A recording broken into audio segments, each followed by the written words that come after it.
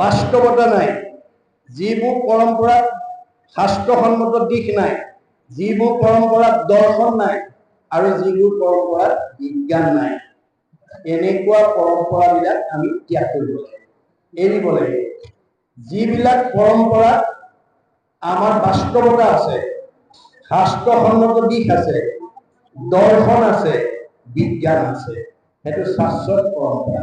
সি পৃথিৱী থকালৈকে, জাতি থকালৈকে আমি সেই পৰম্পৰা মানি চলিব লাগে। এতিয়া আমাৰ বহুত মানুহে এই কথাটো নাজানি নাহিৰ জ্ঞান বুলি কৈছে, জ্ঞানৰ অভাৱ। জাতি ধৰ্ম মাত্ৰ কৰে, কেৱল জাতি ধৰ্ম কৰি আছে। বলি বিশ্ব, নিজে বলি বিশ্ব পঞ্চযজ্ঞ কৰা আছে আৰু নিজে বলি বিশ্ব পঞ্চযজ্ঞ আচৰণ কৰি আছে। কিয়?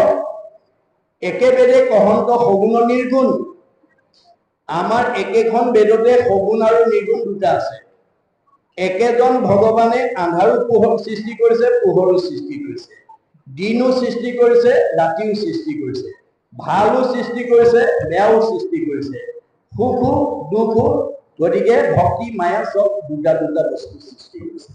ভগৱানৰ সৃষ্টিত যেনেকৈ দুটা বস্তু আছে, বেদৰ মততো দুটা নাম আছে। একে বেদে কহন্ত সগুণ নিৰ্গুণ। একেখন বেদে সগুণো কৈছে, নিৰ্গুণো কৈছে, আগমো কৈছে, নিগমো কৈছে, প্ৰবৃত্তিও কৈছে, নিবৃত্তিও কৈছে, সকামো কৈছে, নিষ্কামো কৈছে। সগুণ মানে আৰু আগম নিগম, এই দুটা দুটা দিশ দেখুৱাইছে।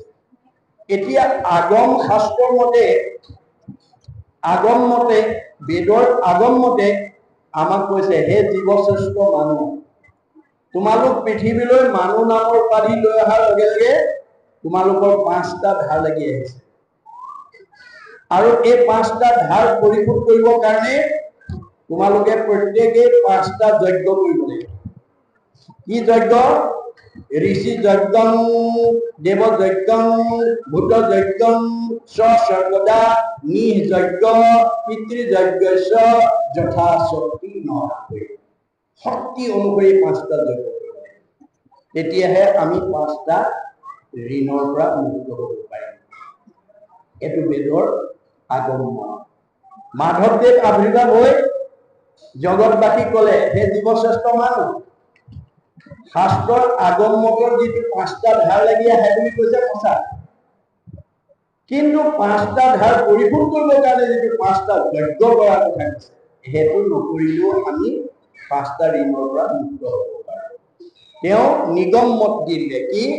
অপিতৃভূত পতি দেৱ ঋষি কুৰ্হিদৰ, উপজিলে তা সম্ভাৰ ঋণী হুৱে নৰ। হোমে দেৱ ঋণ খোজে তৰ্পণে ঋষি, বলিদানে ভূত শ্ৰাদ্ধ আদিহে পিতৃৰ। সমভাৱে কুৰ্হিদ সবৰ খোজে ঋণ, এহি মতে ঋণী সদা ভকতি বিহীন। আজিৰ দৰে যি মানুহে ঈশ্বৰৰ কথা নকয়, নুশুনে, ভক্তি নাই, তেওঁলোকেহে এই 5টা ধাৰৰ ভৰুৱা হৈ যাব। কায় বাক্য মন কৰি নিশ্চয় যিজন, মুকুন্দৰ চৰণত পখিল শৰণ। তাৰ হব ঋণ পূজা গৈল সমস্তৰে, নকৰিও ঋণী আৰু নুহিতো নৰে। আমি যদি কায় বাক্য মন একনিষ্ঠ কৰি মুক্তিদাতা ভগৱন্তৰ চৰণত যদি আশ্ৰয় ল'ব পাৰোঁ, অৰ্থাৎ শৰণ ল'ব পাৰোঁ, তেতিয়া আমাক এই 5টা ধাৰে স্পৰ্শ কৰিব নোৱাৰে। সহজ উপায় দেই। আনহাতেদি আমাৰ বৈবাহিক সম্পৰ্কৰ সময়ত আমি যিদিনাখন বিয়া পাতো, সেইদিনাখন আমাৰ বৰে ভাগৱতক সাক্ষী কৰি, ভকতসকলক সাক্ষী কৰি আমাৰ কইনাগৰাকীক 5টা মানে 7টা খোজ আগবঢ়ায়, মানে সপ্তপদী গমন, 7টা প্ৰতিজ্ঞা কৰায়। 7টা প্ৰতিজ্ঞা কৰায়। কিয় কৰায়? এই প্ৰতিটো প্ৰতিজ্ঞাৰ অন্তৰালত অৰ্থ সোমাই থাকে। যে প্ৰথম প্ৰতিজ্ঞাটো কিহৰ ওপৰত কৰাইছে? অন্ন লাভৰ কাৰণে তুমি প্ৰথম খোজ আগবঢ়োৱা। অৰ্থাৎ কইনাগৰাকীয়ে ক'ব, আজিৰ পৰা ধন ধান অন্ন ব্যঞ্জন আদি মোৰ অধীন হ'ব, সেই অৰ্থে মই প্ৰথম খোজ আগবঢ়াইছো বুলি সোঁ ভৰিটো আগলৈ দিয়ে। সোঁ ভৰিটো আগলৈ দিয়ে।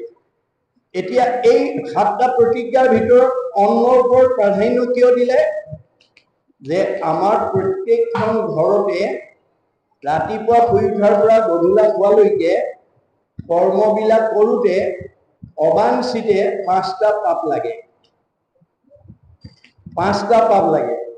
এই 5টা পাপৰ কাৰণে আমাৰ ভাগৱতৰ মতে, বেদৰ মতে সেইখন ঘৰত বাস কৰি থকা জীৱবিলাক বৈকুণ্ঠ দূৰৰ কথা, স্বৰ্গলৈকে যাব নোৱাৰে।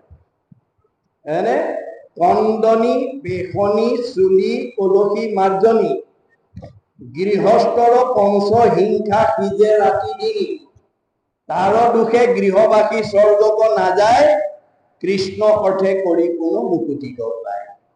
এতিয়া সেই বিয়া কৰোৱা আইগৰাকীয়ে যদি অন্ন আদি খাদ্য দ্ৰব্য ৰন্ধন কৰোঁতে আৰু খাবলৈ দিওঁতে যদি কৃষ্ণ সংস্কৃতি অৱলম্বন কৰিব পাৰে, তেতিয়াহ'লে সেই 5টা পাপে আমাৰ ঘৰখনক চুব নোৱাৰে। এনে এই দৰ্শনবিলাক আমাক ভাগৱতে দি দিছে যে জলপুষ্প ফলমূল খাদ্য দ্ৰব্য যত অন্ন আদি কৰি হবে অৰ্পিব কৃষ্ণত। আমাৰ আইগৰাকীয়ে অন্ন ৰান্ধিবলৈ যাওঁতে চাউলখিনি ধোৱাৰ আগতে এমুঠি চাউল হাতত লৈ এটি নতুন পাত্ৰত, ভাল পাত্ৰত গুৰুদেৱ নাম ভকতত লাগিবৰ্থে বা ভগৱন্তত লাগিবৰ্থে অৰ্পণ কৰা হ'ল। কৃষ্ণ বুলি এমুঠি চাউল কৃষ্ণ মন্ত্ৰচাৰণ কৰি থোৱাৰ পিছত বাকীখিনি ধুনীয়াকৈ ধুই পখালি ভক্তিভাৱে ৰন্ধন কৰিব লাগে। এই যে কৃষ্ণ শব্দটো কৰি দিলে, কৃষ্ণ শব্দৰ মাহাত্ম্য সম্পৰ্কে আমাৰ শাস্ত্ৰত কৈছে, হৰি নাম হুতাসন, পাপ শুকান বন, খনেকতে দহি কৰে। শুকান বনত জুই লাগিলে যেনেকৈ তৎক্ষণাৎ পুৰি নাইকিয়া হৈ যায়, আইগৰাকী কৃষ্ণ মন্ত্ৰটো উচ্চাৰণ কৰি দিয়াৰ লগে লগে এই সময়লৈকে হোৱা 5টা পাপ নাইকিয়া। আৰু খাবলৈ দিয়াৰ লগে লগে আকৌ কৃষ্ণ মন্ত্ৰ উচ্চাৰণ কৰি দিব লাগে। কিয়? অন্নমুঠি প্ৰদূষণযুক্ত হৈ আছে। পানী আনোতে পাপ লাগিছে, অন্ন তৈয়াৰ কৰিবলৈ যাওঁতে পানী আনিবলগীয়া হৈছে, পাপ লাগিছে। মছলা সৰিয়হ পিচিছে, তাতো ব্ৰহ্ম হত্যা হৈছে। আপোনাৰ ৰাতিপুৱা ঠাইঘৰ মচি আনোতে ঝাৰু সূতাত লাগি পোক পৰুৱা মৰিছে, তাতো পাপ লাগিছে। জুহালত অন্ন তৈয়াৰ কৰিছে, ব্ৰহ্ম হত্যা হৈছে। মিক্সাৰ বা ঢেঁকীত জা জলপান তৈয়াৰ কৰিছে, তাতো ব্ৰহ্ম হৈছে, তাতো পাপ লাগিছে। এই ধৰণে 5টা পাপে আমাৰ ঘৰখনত ক্ৰিয়া কৰি থাকে। তাৰ দুখে গৃহবাসী স্বৰ্গক নাযায়। সেই 5টা দুখৰ কাৰণে, 5টা পাপৰ কাৰণে সেইখন ঘৰত বাস কৰি থকা জীৱকেইটা বৈকুণ্ঠ দূৰৰ কথা, স্বৰ্গলৈকে যাব। কিন্তু কৃষ্ণ অৰ্থে কৰি কোনো মুকুতি পায়। আইগৰাকী যদি কৃষ্ণ মন্ত্ৰ উচ্চাৰণ কৰি অন্ন তৈয়াৰ কৰে আৰু খাবলৈ দিয়ে, তেতিয়া 5টা পাপ চুব নোৱাৰে। খাবলৈ দিওঁতেও কৃষ্ণ মন্ত্ৰ উচ্চাৰণ কৰি দিব লাগে। আমাৰ বহুত আয়ে মানে সেই কথাটো নকয় বা পাহৰে। কাৰোবাৰ যদি পাহৰ গৈছে, আজিৰ পৰা আপোনালোকে কৃষ্ণ মন্ত্ৰ উচ্চাৰণ নকৰাকৈ চাহ তামোল বা জা জলপান অন্ন আদি খাবলৈ নিদিব। কাৰণ আমাৰ পদ্মপুৰাণ পাতাল খণ্ডত কৈছে, কৃষ্ণ মন্ত্ৰহীন দ্ৰব্য মতি তাৰ দুষ্টা, অন্ন জল সুৰা তাৰ কুকুৰৰ বিষ্ঠা। কৃষ্ণ মন্ত্ৰ উচ্চাৰণ নকৰাকৈ দিয়া দ্ৰব্যটো যিমান স্বাদ কৰি বনাই নিদিয়ক, সি 5টা প্ৰদূষণযুক্ত হৈ আছে। গতিকে সেই অন্নটো কুকুৰৰ বিষ্ঠা তুল্য অপবিত্ৰ বুলি কৈছে। কুকুৰৰ বিষ্ঠাৰ লগত শাস্ত্ৰই কিয় তুলনা কৰিছে? গৰুৰ গোবৰো গোবৰুৱাই খায়, কিন্তু কুকুৰৰ বিষ্ঠা একোৱেই নাই। গতিকে সেইকাৰণে আমাৰ আইসকলে প্ৰথম অন্নৰ ওপৰত প্ৰতিজ্ঞা কৰিছিল, অন্নমুঠি যাতে মই শুদ্ধভাৱে ৰন্ধন কৰি শুদ্ধভাৱে খাবলৈ দিওঁ, এই কথাটো। আৰু আপোনালোকে প্ৰত্যেকে এই মন্ত্ৰটো নজনা সকলক দি দিব দেই। আমাৰ ভাগৱতত আহ্বান জনাইছে, নকৰিও জন্ম বৃথা, শুনা ইটো কৃষ্ণ কথা, সুৰা ৰাম নাম গলে বান্ধি, ঐত আয়ু পাতক হলে ঘূৰ পৰ লোকে গলে, আকে লাগি মৰিবা কান্দি।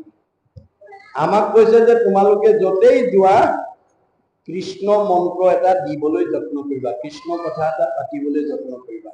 আপুনি এঘৰ মানুহক গৈছে, ধুনীয়া শিক্ষিত ছোৱালী, আপোনাৰ আলহী অহা দেখি ধুনীয়াকে চাহকাপ বনাই ৰসগোল্লাৰ পৰা ধৰি কালাকন মানে আনি আপোনাৰ প্লেটখনতে খাওক বুলি কৈ ঘূৰি যাব বিচাৰিছে।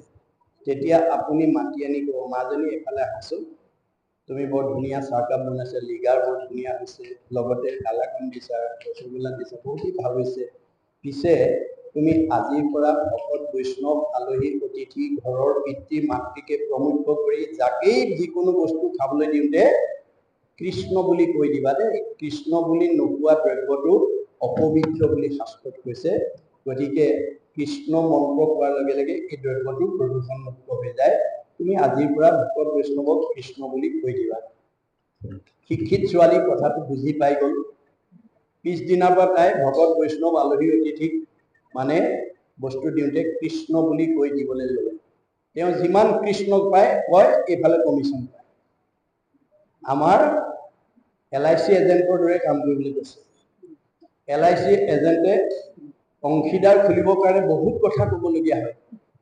আপুনি যেন তেনে খোলক আৰু, নাই গৃহস্থ মোক পইচা যিকেইটা পাইছোঁ আৰু পৰিয়াল চলিবলৈ হয়, নাই তাৰ মাজতে আপুনি ল'ৰাটো উঠি আহিছে, ছোৱালীজনী উঠি আহিছে, তাই আগলৈ বিয়া পাতিব লাগিব, ল'ৰাটো পঢ়াব লাগিব, অকণমান কম পৰিমাণে হ'লেও আপুনি থৈ পেলাই দিয়ক। এদিন ক'ব নোৱাৰাকৈ আপোনাৰ এটা হিউজ এমাউণ্ট হৈ যাব, আপুনি বহুত উপকাৰ হ'ব। তাৰ বুজনি তাৰ বুজবা, হ'ব দিয়া 500টো দিয়া থাকে খোলা বুলি পেলাই আৰু কোৱাৰ লগে লগে ৰচিদ বহীখন উলিয়াই আপোনাক এটা 500 টকীয়া টিকেট কাটি পেলাই গুচি যাব। পিছদিনাৰ পৰা আৰু আপোনাৰ ঘৰত নাহে আৰু আপুনি মাহে মাহে মানে LICত পইচা জমা দি থাকিব, তেওঁ তাৰ কমিশ্যন পাই থাকিব। আপুনি ৰাম বোলাই থৈ আহিব, যিমান ৰাম বোলাব পাৰে সিমান আপুনি কমিশ্যন পাই থাকিব। বুজি পাইছে? সেইকাৰণে কৈছে নকৰিও জন্ম বিঠা, শুনা এইটো কৃষ্ণ কথা, শুনা ৰাম নাম গলে বান্ধি। সদায় কৃষ্ণ কথা, সৎ কথাবিলাক আপুনি ক'বলৈ যত্ন কৰিব। আপোনাৰ সৎ বুদ্ধি সৎ জ্ঞানে যদি এটা জীৱক উপকাৰ কৰে, আপুনি তাৰ পুণ্য পাব। গতিকে এতিয়া আমি যাতে অনাগত দিনত আমাৰ এইখন গাঁৱৰ এইখন অঞ্চলৰ লোকে যাতে বেদৰ আগম মতেদি যাতে আমি কাম কৰিব লগা নহয়। কাৰণ বেদৰ আগম বাদে আমাক ফালে যাবলৈ কয়। ব্যাসৰ দৰে বিদগ্ধ পণ্ডিতেও এনে ভুলত ম্ৰিয়মান হ'ব লগা হৈছিল। আপোনালোকে জানে বিদগ্ধ পণ্ডিত, বেদজ্ঞ, শাস্ত্ৰজ্ঞ, টিকালজ্ঞ, ধ্যানত ভগৱানক সাক্ষাৎ কৰিব পৰা ব্যাসক যোগ্য ব্যক্তি কৰি পঠাইছিল। কিন্তু তেওঁ সেই জ্ঞানটো সৎপ্ৰয়োগ কৰিব নজনাৰ কাৰণে তেওঁ জীৱনতে অসুস্থতাত ভুগিব লগা হৈছিল। দিনেক পূৰ্বতে পৰা সৰস্বত ঋষি বদৰিকাশ্ৰমত আচৰিত ব্যাস। কেনেকে আছে? উগুল থুগুল মন নাহি সুখ শান্তি, নপান্ত উপায় হয়তো মনে দিনে গান্ধে। উগুল থুগুল মন এটা লৈ আছে, কিয় সেই মনটো তেওঁৰ আহি গ'ল ক'ব নোৱাৰে। অধু মুখে আছে বহি হুয়া নিশবদ, সেই বেলাটো এতিয়া সি মিলিল নাৰদ। ভগৱানে নাৰদক পঠাই দিলে, যোৱা মোৰ ভকত বিপদত পৰিছে, ক'ত ভুল হৈছে আঙুলিয়াই থৈ আহা। হাতে বিনা যন্ত্ৰ মুখে নাম নাম, হৃদয়ত কৃষ্ণ মূৰ্তি স্ফূৰ্তিয় বিশ্ৰাম। নাৰায়ণ নাৰায়ণ কৰি আহিছে। নাৰায়ণ নাম লৈ উজ্জ্বল মূৰ্তি লৈ অহা দেখি ব্যাস সচকিতে, আহা আহা দেৱ ঋষি বুলি পাদ্য অৰ্ঘ আচমনি লৈ তেওঁক পথত বহুৱাই উদ্দেশ্য ব্যাখ্যা কৰিছে। পাদ্য অৰ্ঘ, পাদ্য মানে ভৰি ধোৱা পানী, অৰ্ঘ মানে মুখ ধোৱা পানী। আমাৰ বেদৰ মতে ভকত বৈষ্ণৱ আলহী অতিথিক মুখ ধোৱা পানী টিঙে ভৰি ধোৱা পানীয়ে মুখ ধুবলৈ দিব নালাগে। আজি এইটো সংস্কাৰ প্ৰাথমিকত আমি দেখা পাইছোঁ, বহুত ভাল হৈছে যে ভৰি ধোৱা পানীয়ে ভকত ভগৱন্তক আমি মুখ ধুবলৈ দিব লাগে। মুখ ধোৱা পানীৰ পাত্ৰ এটা বেলেগকৈ ৰাখিব লাগে, এইটো বেদৰ মত। আজি নজনাসকলে ভৰি ধোৱা পানী টিঙতে ভকতক মুখ ধোৱাৰ ব্যৱস্থা কৰি আছে, এইটো সংস্কাৰ কৰিব। তেতিয়া উদ্দেশ্য ব্যাখ্যা সোধাৰ লগে লগে নাৰদে ক'লে, মই উদ্দেশ্য ব্যাখ্যা কোৱাৰ আগতে তুমি কোৱা, তোমাক ভগৱন্তই বিদগ্ধ পণ্ডিত, বেদজ্ঞ, শাস্ত্ৰজ্ঞ, টিকালজ্ঞ কৰি এই পৃথিৱীলৈ পঠাইছিল। তৎসত্ত্বেও তুমি এনেকৈ কিয় মন মাৰি থাকিব লগা হৈছে মোক কোৱা।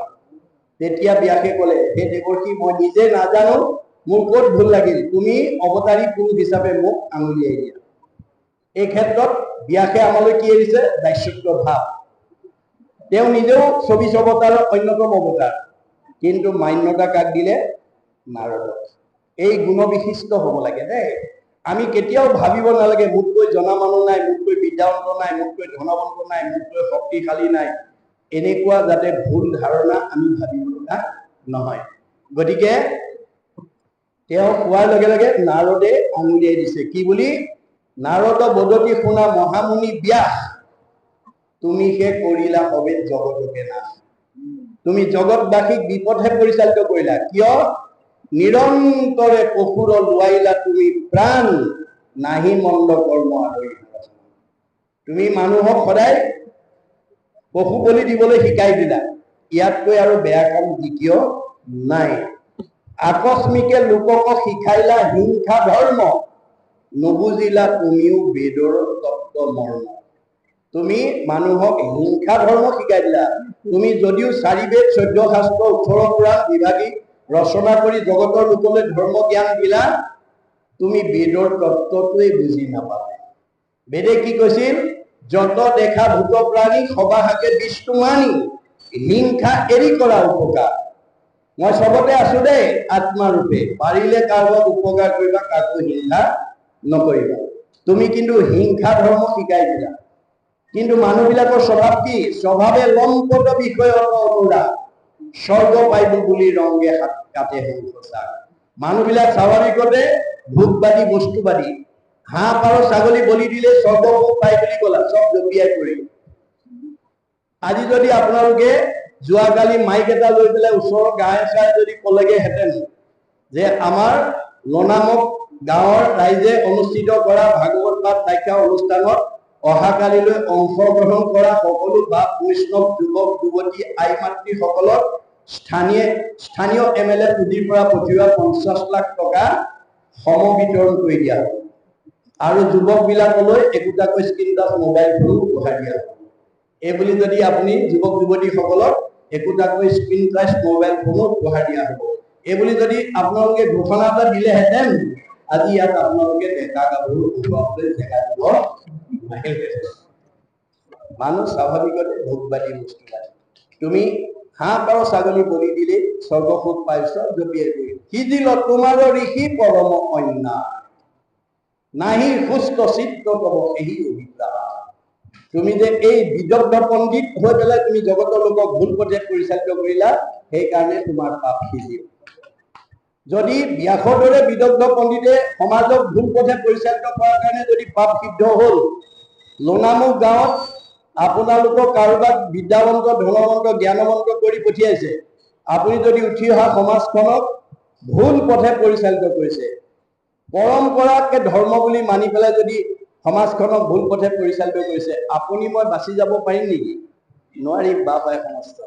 গতিকে আমি নিজৰ মতেৰে সমাজক যাতে পৰিচালিত কৰিব লগা নহয়। কাৰণ মোৰ মতটো আপোনাৰ গ্ৰহণযোগ্য নহ'বও পাৰে, আপোনাৰ মতটো মোৰ গ্ৰহণযোগ্য নহ'ব পাৰে, কিন্তু ভাগৱতৰ যিটো মত, বেদৰ যিটো মত, মহাপুৰুষ দুজনাৰ যিটো মত, সেইটো হৈছে সাৰ্বজনীন সনাতন। গতিকে এই ভাগৱতৰ মতেৰে যাতে আমি সমাজখন আগুৱাই লৈ যাব পাৰোঁ, এই কথাৰ প্ৰতি আপোনালোকে গুৰুত্ব দিব লাগিব। নহ'লে আপোনালোকে ব্যাসৰ দৰেই অভিশপ্ত হ'ব। তেতিয়া ব্যাসে নাৰদক ক'লে, উপায় এটা আছে। মূল উপদেশে কৰা ভাগৱত শাস্ত্ৰ, প্ৰচাৰক গোবিন্দৰ গুণনাম মাত্ৰ। এতিয়া তুমি ভাগৱত শাস্ত্ৰ প্ৰণয়ন কৰি 18 পুৰাণ, সূৰ্য পুৰাণৰ দ্বাৰা 17খন পুৰাণত তুমি যি ভুল পথ দিলা, ভাগৱত পুৰাণৰ দ্বাৰা নৎসাত কৰি দিয়া। তোমাৰ হাতেৰে ৰোৱা পুলিটো তুমি নিজৰ হাতেৰে উভালা। আনে উভালিবলৈ গ'লে যদি জ্ঞানী গণে তাক কৰে নিবাদন, আউৰ তাৰ বচন নমানে গুজন। গতিকে কোনোবাই ভুল হৈছে বুলি ক'লে নামানে, বোলে উপালম্ভ কৰি বচন খণ্ডিত, ব্যাসতো অধিক ভইল এহেন্তে পণ্ডিত। এওঁ আকৌ ব্যাসতকৈ পণ্ডিত ওলাও বুলি উপহাস কৰিব। এনে গতিকে তোমাৰ হাতে ৰোৱা পুলিটো তুমি নিজেই এতিয়া ভাগৱত পুৰাণ ৰচনা কৰি নক্সাত কৰি দিয়া। হেন শুনি ব্যাসে কৰিলন্ত ধ্যান, হৃদয়তে কৃষ্ণক দেখিলা বিদ্যমান। লগে লগে হৃদয়ত ভগৱানক দেখা পালে। কেনেকৈ পালে? বাম পাশে মায়া দক্ষিণত ভক্তি মাও, দেখি ব্যাপ ঋষিৰ ৰোমঞ্চ বেদকা। মায়ে বান্ধন্ত ভক্তি মাও মেলা বন্ত, দুহানটো মধ্যত আছে। আমাৰ প্ৰত্যেকৰ হৃদয়তে ভগৱান আছে। কিন্তু পথ দুটা দিছে, এটা বাও এটা সোঁ, এটা আগম এটা নিগম, এটা প্ৰবৃত্তি এটা নিবৃত্তি, এটা সকাম এটা নিষ্কাম, এইটো সগুণ এইটো নিগুণ। আমি কোনটো পথেৰে যাব লাগিব? ভাগৱতে সেই পথটো দেখাই আছে। অৰ্থাৎ আমি ভক্তি পথেৰে যেতিয়ালৈকে নাযাম তেতিয়ালৈকে মায়া পথত গ'লে আগম মানে যাগ যজ্ঞ পূজা পাতলৰ পৰা ধৰি এইবিলাক কৰ্ম কৰিলে আপুনি ফল পাব, পুণ্য হ'ব। কিন্তু সেইটো পুণ্যই কলৈকে নিব? স্বৰ্গলৈকে নিব। কৰৈ নানা হিংসা ধৰ্ম নানা দেৱ পূজয়, পুণ্য ক্ষয় ভৈলে দুনাই নৰক। আপুনি আন দেৱতা পূজা কৰাৰ অধিকাৰ আছে, আপুনি কৰিব পাৰিব। শংকৰদেৱে মানা কৰা নাই, কাকো নিন্দা কৰিবলৈ হাত দিছে। পৰৰ ধৰ্মক নিহিংসিবা কদাচিত, কৰিবা ভূতক এয়া সকলো মচিত, শৈৱ শান্ত চিত্ত সৰ্ব ধৰ্মক বৎসল, এই ভাগৱত ধৰ্ম জানা। ভাগৱত ধৰ্ম কৈছে কি? আমি সব এক আত্মা, এক ভগৱানৰ অংশ জীৱ। গতিকে তোমাৰ আগত দেখা ভুলটো আঙুলিয়াই থৈ যাবা। তোমাৰ তেজৰ সম্বন্ধ নহ'ব পাৰে, বংশ পৰিয়াল নহ'ব পাৰে, আত্মাৰ সম্বন্ধ আছে। মানিলে তৰিব, নামানিলে মৰিব। আপুনি মইনো কোন? ভগৱানৰ সখা অৰ্জুনেও প্ৰতিবাদ কৰিছে। কি বুলি? প্ৰভু তুমি চব নামতে হয় বুলি কৈছা, তপ জপ যাগ যজ্ঞ হোমব্ৰত মিছা নেকি? নাই নাই সখী, তাৰ সত্যতা আছে। তাৰ সত্যতা সেই ঠাইতে থাকিব য'ত সূৰ্যৰ পোহৰ নাথাকে, তাতহে আন্ধাৰ থাকিব। সূৰ্যৰ পোহৰ থকা ঠাইত তেনেকৈ আন্ধাৰ থাকিব নোৱাৰে। মোৰ সূৰ্য স্বৰূপ নাম য'ত নাথাকে তাত তপ জপ যজ্ঞ কৰিব। মোৰ নাম নোলোৱা জেগাত তপ জপ যজ্ঞ কৰিব লাগিব। যজ্ঞ নাই মোৰ নাম সূৰ্যৰ উদয়, তৈ তেকে প্ৰকাশে তপ জপ যজ্ঞ ছয়।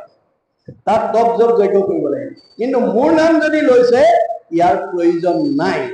তথাপি প্ৰত্যয় যদি নাহিকে তোমাৰ, কৰোতেবে শুনা হেৰা সত্য অংগীকাৰ। তথাপিও যদি সখী বিশ্বাস নকৰা, মই শপত খাই কওঁ শুনা, সত্যে সত্যে সত্যে সত্যে সত্যে নিষ্ঠা মানি, সত্যে সত্যে সত্যে সত্যে সত্যে বোলো বাণী, কৌটি কৌটি পাপৰ নামেকে সংঘাৰ, নাম বিনে নাহি সখী সংসাৰ তাৰ। দশ সত্য কৰি মই দঢ়াইলো তোমাক, নাসজাইবা যদি সখী নকৰা। মই 10 বাৰ শপত খাই তোমাক কলো, যদি তুমি নামানা তুমি নিজে নষ্ট হৈ যাবা, তাৰ দুখে মোক স্পৰ্শ কৰিব নোৱাৰে। আপুনি সঁচা কথাটো কৈ যাব, মানিলে কৰিব, নামানিলে মৰিব। কিন্তু আপুনি ঈশ্বৰৰ প্ৰিয় হৈ থাকে।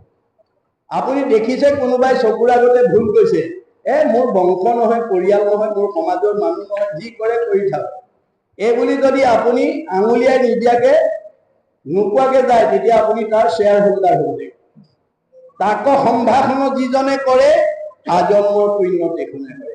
আপুনি দেখিও সঁচা কথাটো নোকোৱাকে গুচি গ'ল, আপুনি সমৰ্থন কৰা তাৰ অংশীদাৰ হ'ব লাগিব।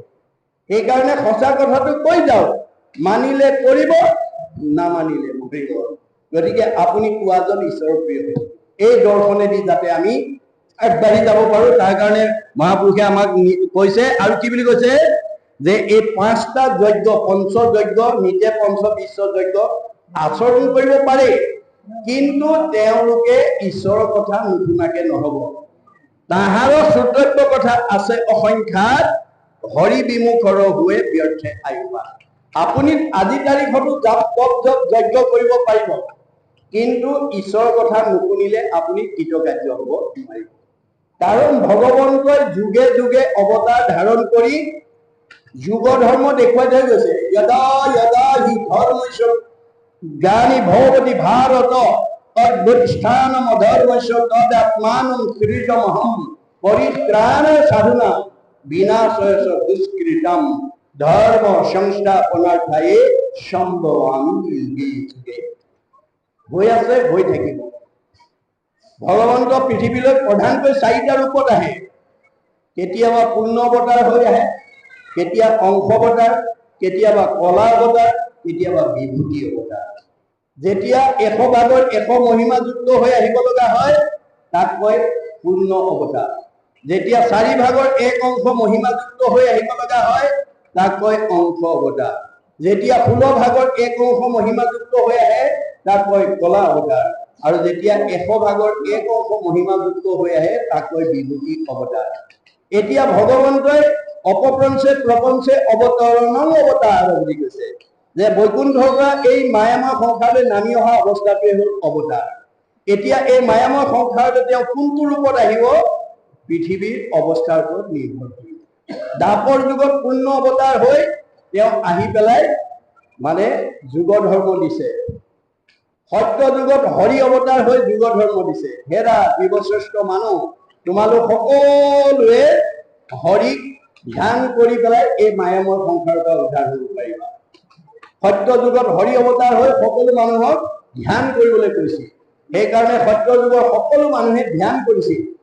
ত্ৰেতা যুগত ৰাম অৱতাৰ হৈ সকলো মানুহক কৈছিল, হেৰা জীৱশ্ৰেষ্ঠ মানুহ, তোমালোকে মানে যজ্ঞ কৰিলেহে সংসাৰৰ পৰা উদ্ধাৰ হ'ব পাৰিবে। সেইকাৰণে ত্ৰেতা যুগত সকলো মানুহে যজ্ঞ কৰিছিল।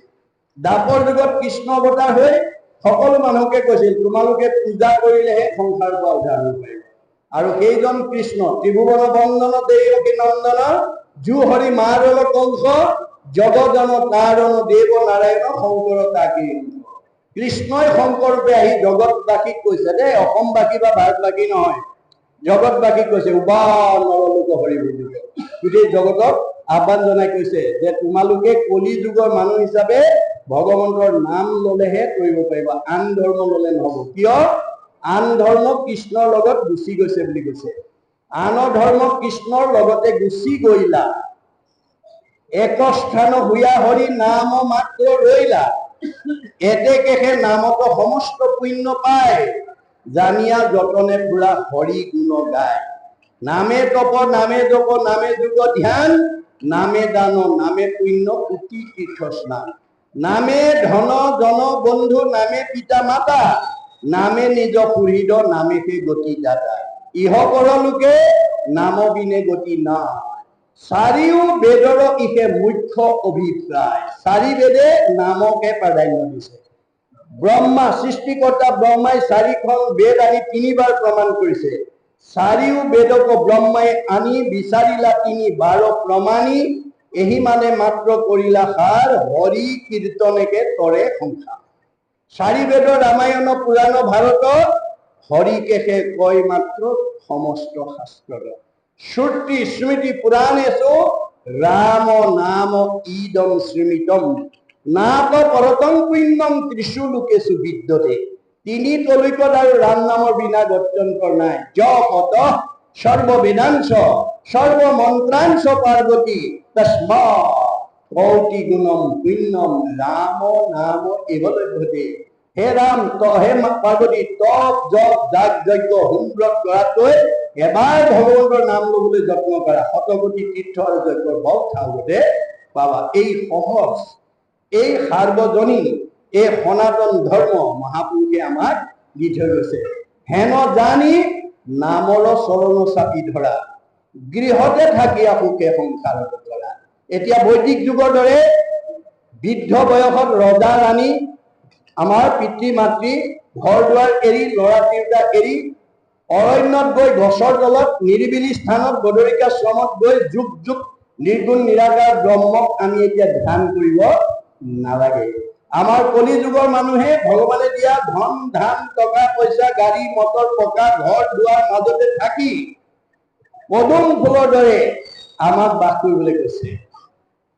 গুৰুজনে কৈছে গৃহাশ্ৰমেই এতিয়া 4 আশ্ৰমৰ ভিতৰত শ্ৰেষ্ঠ। এতিয়া কলি যুগৰ মানুহে ঘৰ দুৱাৰ এৰি ঈশ্বৰৰ ভক্তি কৰিবলৈ বাহিৰলৈ যাব নালাগে। ঘৰতে থাকি আমি কাছৰ দৰে আৰু পদুম ফুলৰ দৰে জীৱন নিৰ্বাহ কৰিব লাগে। পদুম ফুলৰ বৈশিষ্ট্য কি? বোকা পানীতেই সৃষ্টি হয়, কিন্তু বোকা পানীয়ে পদুম ফুলক কোনোদিন লিপ্ত কৰি ৰাখিব নোৱাৰে। সন্ত মহন্ত ভক্ত বৈষ্ণৱসকল গৃহাশ্ৰমতে থাকে, মই দিয়া ধন টকা পইচা মাজতে থাকে, কিন্তু সেইবিলাকৰ মায়া মোহে সন্ত মহন্ত ভক্ত বৈষ্ণৱ সাধুসকলক নামঘৰলৈ অহাৰ পৰা ভকতৰ সংঘলৈ অহাৰ পৰা মূল কথা শুনাৰ পৰা বিৰত কৰি ৰাখিব নোৱাৰে। ব্ৰহ্মণা ধ্যায় কৰ্মাণি সংগং ত্যক্তে কৰোতি যশ লিপ্ততে নশ পাশুন পদ্ম পত্ৰম মিম্মাম ভাস। মোৰ সন্ত মহন্ত ভক্তসকলে গৃহাশ্ৰমতে থাকি ভগৱানক ধ্যান কৰি কৰ্ম কৰি ফল ত্যাগ কৰি তাতেই মুক্তি লাভ কৰিব পাৰে। মোৰ ভকতৰ ভাৱনা কাছৰ দৰে। কাছৰ বৈশিষ্ট্য কি? বালিত কণী পাৰে, পানীত উমনি দিয়ে। বালিত কণী পাৰি পানীত উমনি দি ভাৱৰ দ্বাৰা বালিত কণী ফুটাই দিয়ে। অজেহেন কশ্যপে কৰে দিব পাৰি জল মাজে ফুকাৰয় সেই মতে সন্তে বিষয়তে থাকি সদায়ে মোক চিন্তায়। বিষয় সংসাৰতে থাকক, মাত্ৰ কৃষ্ণক চিন্তা কৰ্ম কৰক, ব্ৰজৰ গোপীসকলৰ দৰে কৰক। হাতে কীটকান, মুখে ৰাম নাম। ঘৰো সাৰি আছে, বৰগীতো গাই আছে। ঘৰো চফা হ'ল, হৃদয় চফা হ'ল। কাঁহী বাতিও ধুই আছে, বৰগীতো গাই আছে। হৃদয় চফা হ'ল, কাঁহী বাতিও চফা হ'ল। কাপোৰত চাবোনো দি আছে, ঘোষাও গাই আছে। কাপোৰ চফা হ'ব, হৃদয় চফা হ'ব। গতিকে হাতে কীটকাম, মুখে ৰাম নাম লৈ আমি যাতে কৰ্মবিলাক কৰি যাব পাৰোঁ, তেতিয়া আমাৰ কোনো ভাগৰ নালাগে আৰু মন সদায় আনন্দত থাকিব। গতিকে কৃষ্ণ নামৰ মাহাত্ম্য কি? কৃষ হেন শব্দ ইটো পৃথিৱী বাচক বৈল ন আনন্দত প্ৰৱৰ্তয় দুয়ো এক পদ বৈলে পৰম ব্ৰহ্ম ৰূপ কৃষ্ণ নাম আনন্দত মাত্ৰ হয়। গতিকে কৃষ্ণ নামৰ দুটা আখৰ যাতে আমি সদায় মুখত অনবল কৰি থাকিব পাৰোঁ, সকলো কৰ্মৰ মাজত যাতে আমি ৰাম নাম উচ্চাৰণ কৰি থাকিব পাৰোঁ, তাৰ প্ৰতি আমি নিজেও কৰিব লাগিব, ল'ৰা ছোৱালীকো সেই আদৰ কৰি অনুপ্ৰাণিত কৰিব লাগিব। এয়া হৈছে গুৰুজনাৰ দৰ্শন। তেতিয়া কৈছে যে হৰি বিমুখৰ হুৱে ব্যৰ্থে আয়ুপাত দিনক হলে ধন কুটুম্বৰ চিন্তা কৰি নিদ্ৰাশ্ৰী আলাপে ৰাতি আয়ু হবে। আমি ৰাতিপুৱা শুই উঠাৰ লগে লগে ধন টকা পইচা ঘৰ দুৱাৰ ইন্দ্ৰিয় সুখ ভোগৰ চিন্তাতে আমি ব্যস্ত হৈ যাওঁ। কিন্তু গুৰুজনে কৈছে তুমি যিটো শৰীৰৰ অৰ্থে কৰা কৰ্ম নাই না প্ৰাণ গলে হ'ব তাহাঁতৰ নাজানা। তুমি যিটো শৰীৰক ৰাখিবৰ কাৰণে ৰাতিপুৱা শুই উঠাৰ পৰা গধূলা হোৱালৈকে কৰ্মত ব্যস্ত হৈ আছা, মই ওলাই যোৱাৰ পিছত তুমি যে হৈ যাবা সেইটো কথা নাজানা। ইষ্ট মিত্ৰ কুটুম্ব দেখা যতজন অসুচি বুলিয়া নকৰিব দৰ্শন। যিদিনাখন মই ওলাই যাম, যিখিনি ইষ্ট মিত্ৰ কুটুম্বক লাগি তুমি মোৰ ওচৰলৈ অহা নাছিল, মোক আশ্ৰয় লোৱা নাছিল, মই ওলাই যোৱাৰ পিছত তোমাক সেই ইষ্ট মিত্ৰ কুটুম্বই চালে গা ধুব লাগে বুলি চাবলৈও লাগে। গতিকে ইষ্ট মিত্ৰ কুটুম্বৰ মোহত যাতে মোহিত হৈ ভক্তি পথৰ পৰা যাতে বিচলিত নহবা। তোমালোকে বিদুৰৰ দৰে প্ৰয়োজন হলে নিজৰ জ্ঞাতি ত্যাগ কৰিবলৈ কুণ্ঠাবোধ নকৰিবা। অৰ্থাৎ ভক্তিৰ পথত, ঈশ্বৰৰ চিন্তা কৰাৰ পথত যদি গুৰুৱেও ত্যাগ কৰে, গুৰু ত্যাগ কৰিলেও দুখ নহয়। পিতৃ মাতৃয়ে যদি বাধা দিয়ে, পিতৃ মাতৃ ত্যাগ কৰিলেও দুখ নহয়। স্বামীয়ে যদি বাধা দিয়ে, স্বামীৰ বাধা নামানিলেও দুখ নহয়। যদি আপোনাৰ মাতৃয়ে বাধা দিয়ে, মাতৃৰ বাধা নামানিলেও দুখ নহয়। গুৰু ত্যাগ কৰিলা বীৰু চনেৰ নন্দন, ভাতৃ ত্যাগ কৰিলা ৰাক্ষস বিভীষণ, প্ৰহ্লাদে কৰিলে ত্যাগ আপোনাৰ পিতা, ভগৱান ভৰতে তেজিলে নিজ মাতা, গোপীগণে স্বামী ত্যাগ ভাগৱতে শুনি, সৰ্বদেৱ ত্যাগ কৰিলা ভিগু আদি মণি, বিদুৰে কৰিলে ত্যাগ নিজ জ্ঞাতিগণ, শুনা সৰ্বজন এইটো শাস্ত্ৰৰ বচন। শাস্ত্ৰৰ এই বাণীৰ প্ৰতি গুৰুত্ব দি আমি যাতে ইষ্ট মিত্ৰ কুটুম্বৰ মায়া মোহত যাতে ভগৱন্তত আশ্ৰয় ল'বৰ কাৰণে ৰৈ থাকিব লগা নহয়। গতিকে শুভস্য শীঘ্ৰম, যেতিয়া আপোনাৰ মনে যিটো সঁচা বুলি ভাবিলে তাক আপুনি কৰি পেলাব, লাভ হ'ব আৰু পিছলৈ থৈ নিদিব। গতিকে আমাৰ ভাগৱতৰ মতেদি আমি যাব লাগিব আৰু ল'ৰা ছোৱালীক পথ দি থৈ যাব লাগিব, তেতিয়াহে আমাৰ জন্ম ধৰা সাধক হ'ব। ভাগৱত জীৱন শৈলীৰ একোখন সুন্দৰ দাপোন। আপুনি আইনাখন নোচোৱালৈকে আপুনি আগতকৈ বগাই হৈছে নে, ক'লাই হৈছে নে, শকতে হৈছে নে, ক্ষীণাইছে নে, গালত কিবা স্পট কৰিছে নেকি আপুনি ক'ব নোৱাৰিব। আইনাখন চোৱাৰ লগে লগে আপুনি নিজৰ অৱয়ৱটো দেখা পাব। মহাপুৰুষে কৈছে তুমি জগত তোমাক দিলে পাৰি আপোনাক যায় যেন মুখ শ্ৰীক প্ৰতিবিম্ব মুখ দেখয় দৰ্পণ চাই। আইনাখন চালে যেনেকৈ আমাৰ নিজৰ মুখখনৰ কথা ক'ব পাৰো, ভাগৱত শুনাৰ লগে লগে আমি মন আৰু হৃদয়টোৰ কথা ক'ব পাৰো। আমাৰ যিখন হৃদয়ত ভগৱান নিবাস কৰি আছে, যাক বৃন্দাবন বুলি কোৱা। বৃন্দ মানে আনন্দ, অবন মানে ৰক্ষণ স্থান। য'ত আনন্দ থাকে সেয়াই বৃন্দাবন, অৰ্থাৎ হৃদয় বৃন্দাবন। হৃদয়ত আমাৰ ভগৱন্ত আছে। গতিকে আমাৰ হৃদয়খন কেনেকৈ ৰাখিব লাগিব? সত্যম শিৱম সুন্দৰ। ভগৱন্ত লেতেৰা জেগাত নাথাকে। আমাৰ হৃদয়খনত যাতে আসুৰিকভাৱে যাতে অৱস্থান কৰিব নোৱাৰে। কোনবিলাক? কাম, ক্ৰোধ, লোভ, মোহ, মদ, মাৎসৰ্য, ঈৰ্ষা, হিংসা, কুৰ্চুট, কপট, ঠগ, প্ৰবঞ্চনা, পৰনিন্দা, পৰচৰ্চা, অভিমান, অহংকাৰ, পৰ অন্যায়, জিহ্বা। এই আসুৰি ভাববিলাক যাৰ হৃদয়ত থাকিব সেইখন লেতেৰা হৃদয়। লেতেৰা জেগাত কৃষ্ণ চৈতন্য হৈ নাথাকে। কৃষ্ণ চৈতন্য হৈ নথকা হৃদয়খনৰ মানুহে খোলা হাঁহি মাৰিব নোৱাৰে। সি ডেকা ল'ৰাই হওক বা গাভৰু ছোৱালীয়ে হওক, বোৱাৰীয়ে হওক বা শাহুৱে হওক, পিতৃয়ে হওক বা মাতৃয়ে হওক, যাৰ মুখত খোলা হাঁহি নাই তাৰ হৃদয়খন শুদ্ধ হোৱা নাই। খোলা হাঁহি মাৰিব নোৱাৰা মানুহৰ চেহেৰা ভাল নহয়, আয়ুস নাবাঢ়ে। সেইকাৰণে বাইবেলত চলোমনে কৈছে, মেৰি heart doeth good like a medicine, a broken heart dries the bone। যাৰ হৃদয়ত আনন্দ থাকিব মেডিচিনৰ দৰে কাম কৰিব, চেহেৰা ধুনীয়া কৰিব, কমনীয়তা বঢ়াই দিব, আয়ুস বঢ়াই দিব। যাৰ হৃদয়খনত দুখ বেদনাই ভৰি যাব সি আৰু ঘিউ মৌ খাব, হাড়লৈকে শুকাই যাব। আহাৰে চেহেৰা ভাল কৰিব নোৱাৰে যদি মনটো আনন্দত ৰাখিব নোৱাৰে।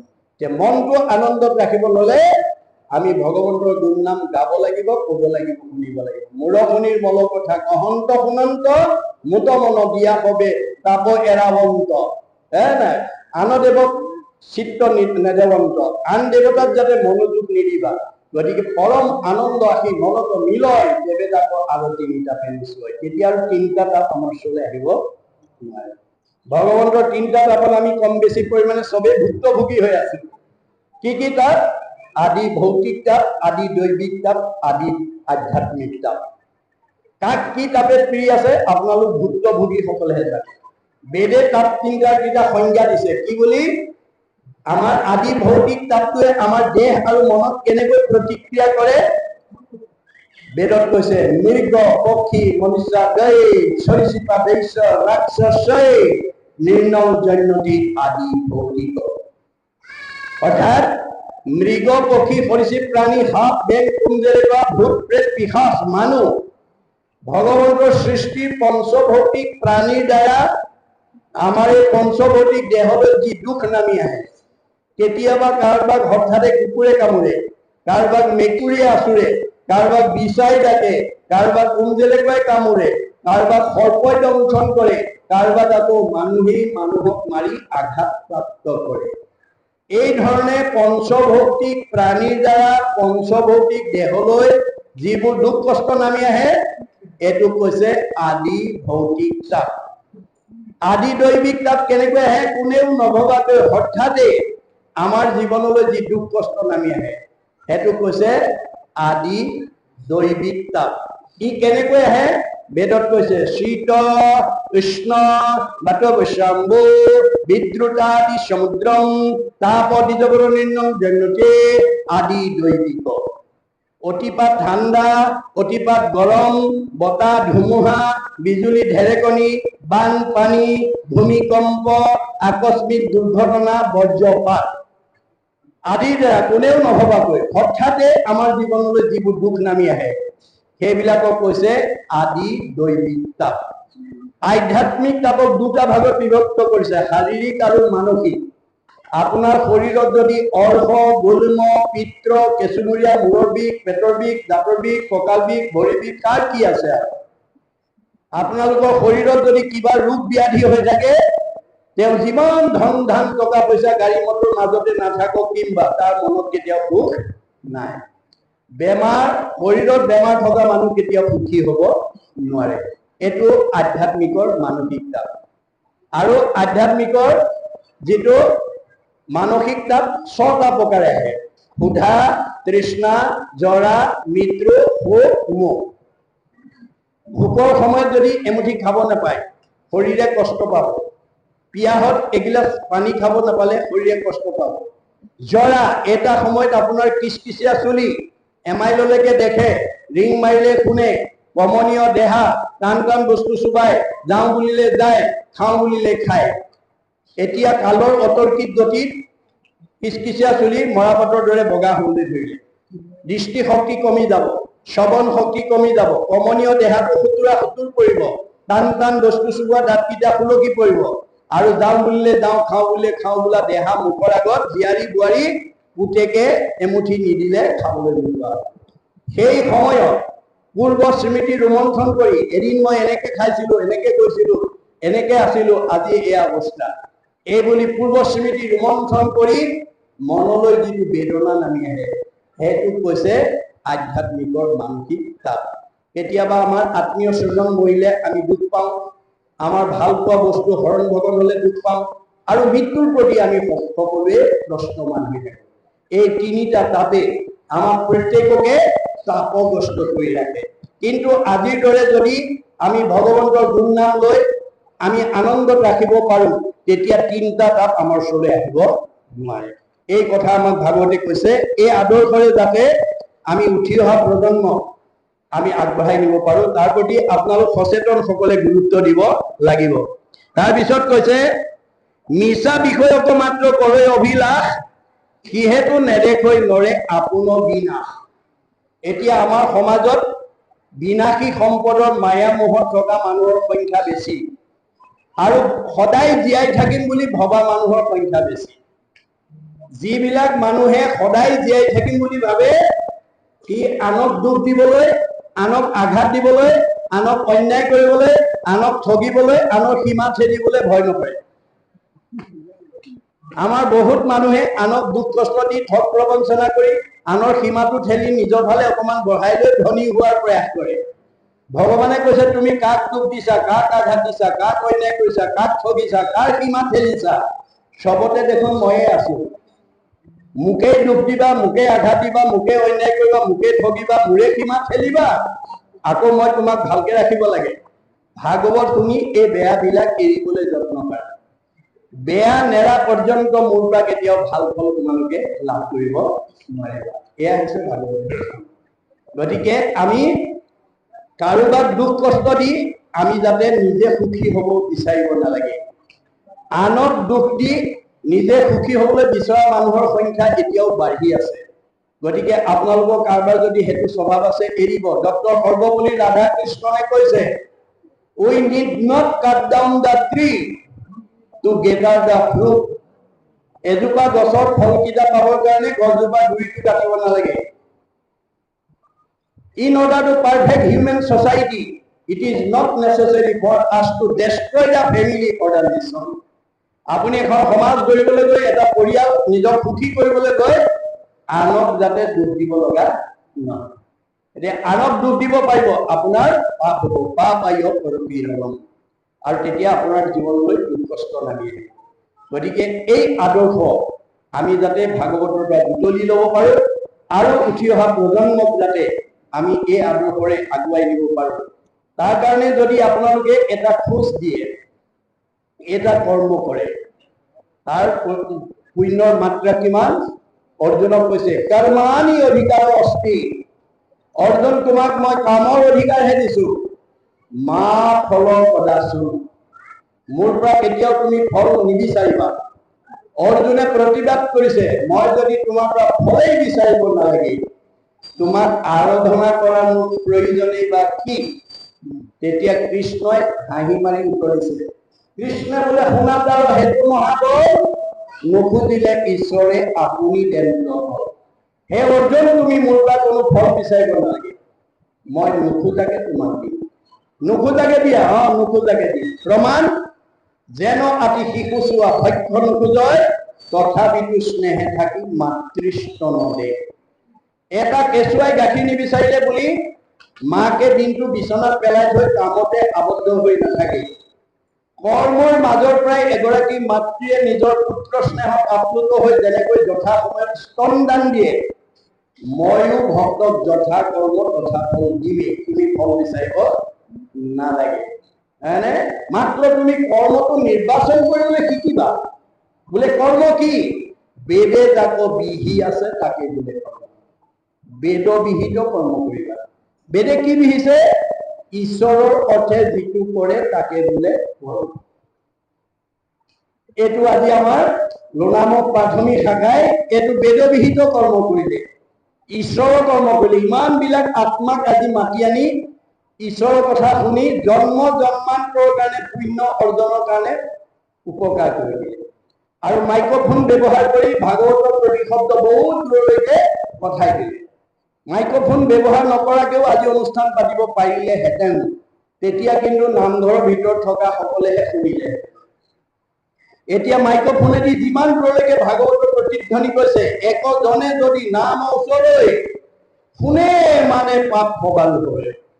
কোনোবাই বাৰান্দাতে বহি যদি চকীত বহি শুনি আছে আৰু পাপ নাখিছে। মানুহটো দূৰৰ কথা, মোৰ ভক্ত জড়িত থাকে, যাৰ চৰিত্ৰ কীট পতংগ কুহিত কৰে। এই অঞ্চলৰ পঁইতাচোৰা নিগনি পৰ্যন্ত প্ৰাণী জগতৰো আজি এই কাৰ্যসূচীটোৱে উপকাৰ কৰে। জগতৰ উপকাৰ সাধন কৰা কৰ্ম কৰাৰ কাৰণে প্ৰাথমিক শাখাৰ বাপসকলৰ কি হ'ব? পৰো উপকাৰ আয় পুণ্য। মনত ৰাখিব কথা। আজি আমাৰ পুণ্য হ'ব। আৰু এই প্ৰাথমিকৰ ভকতসকলে বছৰত উপাৰ্জনৰ অৰ্থ আজি সৎ প্ৰয়োগ কৰা হ'ল। আমাৰ ভাগৱতত কৈছে, অৰ্থ আজি 12 কিঞ্চিত একো নাহি ফল, যদি নভজয় হৰি চৰণ কমল। আমি ধন উপাৰ্জন কৰি আজিৰ দৰে ঈশ্বৰৰ সেৱা কৰ্মক যদি ব্যৱহাৰ কৰিব পৰা নাই, আমাৰ ধনৰ কোনো মূল্য নাই। কিয়? দুখ কৰি ধন ধান আৰ্যাযত মানে কৃষ্ণে এৰে যদি তাকো খাইলে আমি। আমি বহুত দুখ কষ্ট কৰি, কোনোবাই চাকৰি কৰি, কোনোবাই ব্যৱসায় কৰি, বিভিন্ন প্ৰকাৰে আমি ধন উপাৰ্জন কৰি বেংকত ফিক্স ডিপজিট কৰিও থব পাৰোঁ। পিছে যিদিনাখন আমাৰ দেহৰ পৰা কৃষ্ণ ওলাই যাব, ফিক্স ডিপজিটৰ টকাখিনি নমিনীয়েহে উলিয়াই খাই থাকিব, আপুনি খাবলৈ নাপায়। সেইকাৰণে গুৰুজনে কৈছে, নিজ হস্তে আজি যদি উপজগন্নাথ কিছু ব্যয় কৰি হৰিৰ সেৱা। তুমি জীয়াই থাকোঁতে এই দুখন হাতে যি উপাৰ্জন কৰিছা, তাৰ কিবা এটা অংশ মোৰ কামত দিল খুচিকে ব্যৱহাৰ কৰিবা। যিবা কিছু আছে ধন, তেজা তাৰ মোহমন কিছু ব্যয় কৰা হৰি অৰ্থে। আজি প্ৰাথমিকৰ প্ৰত্যেক গৃহস্থীয়ে কিবা এটা নহয় কিবা এটা অনুদান ইয়ালৈ আগবঢ়াইছে। গতিকে তেতিয়াহ'লে ইয়াৰ দেখাত খৰচ হৈছে, আচলতে জন্মান হৈছে। সেইকাৰণে কৈছে, যিবা কিছু আছে ধন তেজা তৰ মোহমন কিছু ব্যয় কৰা হৰি অৰ্থে, তেৱেকে ভকতি বাঢ়ে মাধৱত প্ৰেম চৰে, তেৱে ধন নাযায় তাৰ অৰ্থে। আজিৰ অনুষ্ঠানত যিখিনি খৰচ কৰিছে ব্যৰ্থ হৈ যোৱা নাই। কি হ'ব? এক গুণ লগাইলে অনন্ত গুণ হয়, নাজানি মুগুদ হবে ধন কাঞ্চিত হয়। ভগৱন্ত কৈছে, মোৰ কাৰণে এগুণ লগালে মই অনন্ত গুণ দিম। তুমি দুহাতে দিবা, মই 4 হাতে দিম। তুমি কিমান চপাবা? আৰু তাৰ উদাহৰণ মই দ্ৰুপদীৰ ক্ষেত্ৰত দেখুৱাই দিছো। ভগৱন্ত কৃষ্ণৰ 16,108 গৰাকী ভাৰ্যা, তাৰ ভিতৰত 8 গৰাকী সকলোতকৈ ধুনীয়া। 8 গৰাকীক কৃষ্ণই চবতকৈ বেছি ভাল পায়, কিন্তু 8 গৰাকীতকৈ দ্ৰুপদীক বেছি ভাল পায়। এই কথাটো 8 গৰাকীয়ে জনাৰ পিছত কৃষ্ণৰ ওপৰত খুব, আমি ইমান ধুনীয়া ধুনীয়া 8 গৰাকী থাকোঁতে এওঁ আকৌ দ্ৰুপদীকো ভাল পায়। গতিকে গোপীসকলৰ ভাৱটো ভগৱন্তে গম পাই আছে, চবৰে হৃদয়তে আছে। মই কিয় দ্ৰুপদীক ভাল পাওঁ, এই কথাটো যদি মই বাস্তৱ উদাহৰণৰ দ্বাৰা এওঁলোকক বুজাই নিদিওঁ, অনাগত দিনত এওঁলোকে মোৰ ওপৰত ক্ষোভ ৰাখিব। এই বুলি ভাবি তেওঁ তাৎক্ষণিকভাৱে কৰ্ম আচৰণ কৰি 8 গৰাকী ভাৰ্যাক সংস্কাৰ কৰাৰ উদ্দেশ্যে অস্ত্ৰ পৰিচালনা কৰি আছে আৰু দ্ৰুপদীক আমন্ত্ৰণ কৰিছে। অস্ত্ৰ পৰিচালনা কৰি থাকোঁতে অস্ত্ৰ লাগি আঙুলি কাটি তেজ ওলাবলৈ ধৰিলে। তেতিয়া 8 গৰাকীয়ে কৃষ্ণৰ আঙুলি তেল ওলোৱা দেখি ফটা কাপোৰ বিচাৰি ভিতৰ সোমাল। সেই মুহূৰ্ততে দ্ৰৌপদী আহি সন্মুখত থিয় হ'ল। কৃষ্ণৰ আঙুলিৰ কাটি তেজ ওলোৱা দেখি তেওঁ অকণো অপেক্ষা নকৰি পিন্ধি যোৱা শাৰীখনৰ আঁচল এটা ফালি তৎক্ষণাৎ কৃষ্ণৰ আঙুলি বান্ধি তেজ ৰাখি দিয়ে। 8 গৰাকীয়ে ফটা কাপোৰ লৈ আহি দেখে কৃষ্ণৰ আঙুলি বান্ধি তেজ দিয়ে। ভালেতো কৃষ্ণই ভাল পায়, সেইদিনাহে বুজি পাইছিল কিয় ভাল পায়। অৰ্থাৎ কৃষ্ণই তেওঁলোকক দৈহিকভাৱে নহয়, ভক্তিত ভাল পায়, দ্ৰৌপদীৰ ভক্তিত ভাল পায়। গতিকে 8 গৰাকী সংস্কাৰ হৈ গ'ল। কিন্তু ভকতৰ এটুকুৰা বস্ত্ৰ ধাৰ লাগিল। এটুকুৰা বস্ত্ৰৰ ধাৰ অনন্ত বস্ত্ৰৰূপে পৰিশোধ কৰি জগতলৈ নিদৰ্শন এৰি দিছে। কোনদিনা? ৰজস্বলা অৱস্থাত দুঃশাসনে যিদিনাখন দ্ৰৌপদীক ৰাজসভাত বস্ত্ৰহৰণ কৰিছিল, সেইদিনাখন বস্ত্ৰৰ ধাৰ বস্ত্ৰৰে পৰিশোধ কৰি দ্ৰৌপদীক ৰক্ষা কৰিছিল। যদি দ্ৰৌপদীক দিয়ে, আমাক নিদিব কিয়? এই বিশ্বাস ৰাখি আমি ভক্তি কৰিব লাগে। বিশ্বাসে পাইবে তাংক, তৰ্কে বহুদূৰ।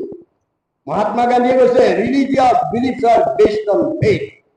ধৰ্ম দৰ্শন বিশ্বাসৰ ওপৰত নিৰ্ভৰ কৰে।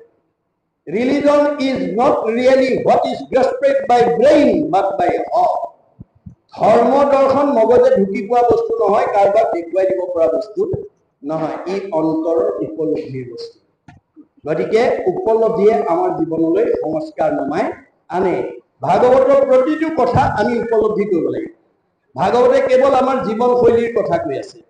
আমি জীৱশ্ৰেষ্ঠ মানুহ হিচাপে কি কৰ্ম কৰিব লাগিব, কি কৰ্ম কৰিব নালাগিব, কি খাব লাগিব, কি খাব নালাগিব, কলৈ যাব লাগিব, কলৈ যাব নালাগিব, সমস্ত নীতি নিৰ্দেশনা দি আছে। ইয়াত প্ৰথম কায়ৰ সদাচাৰৰ কথা কৈছে।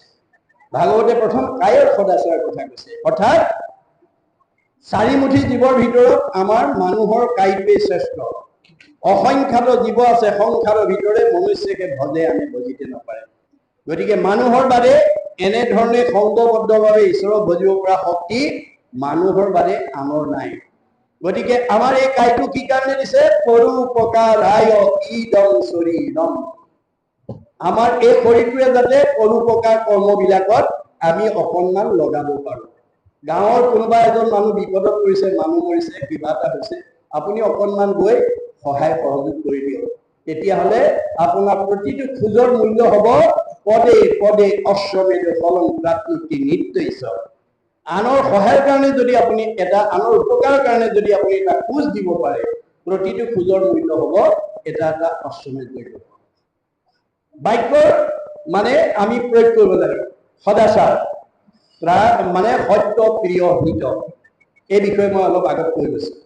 এইটো সঁচা কথা ক'ব লাগিব, ভাল পোৱাকৈ ক'ব লাগিব আৰু উপকাৰ হোৱাকৈ ক'ব লাগিব। মনৰ সদাচাৰ, দয়া, প্ৰেম, কৰুণা আমাৰ মনত থাকিব লাগিব।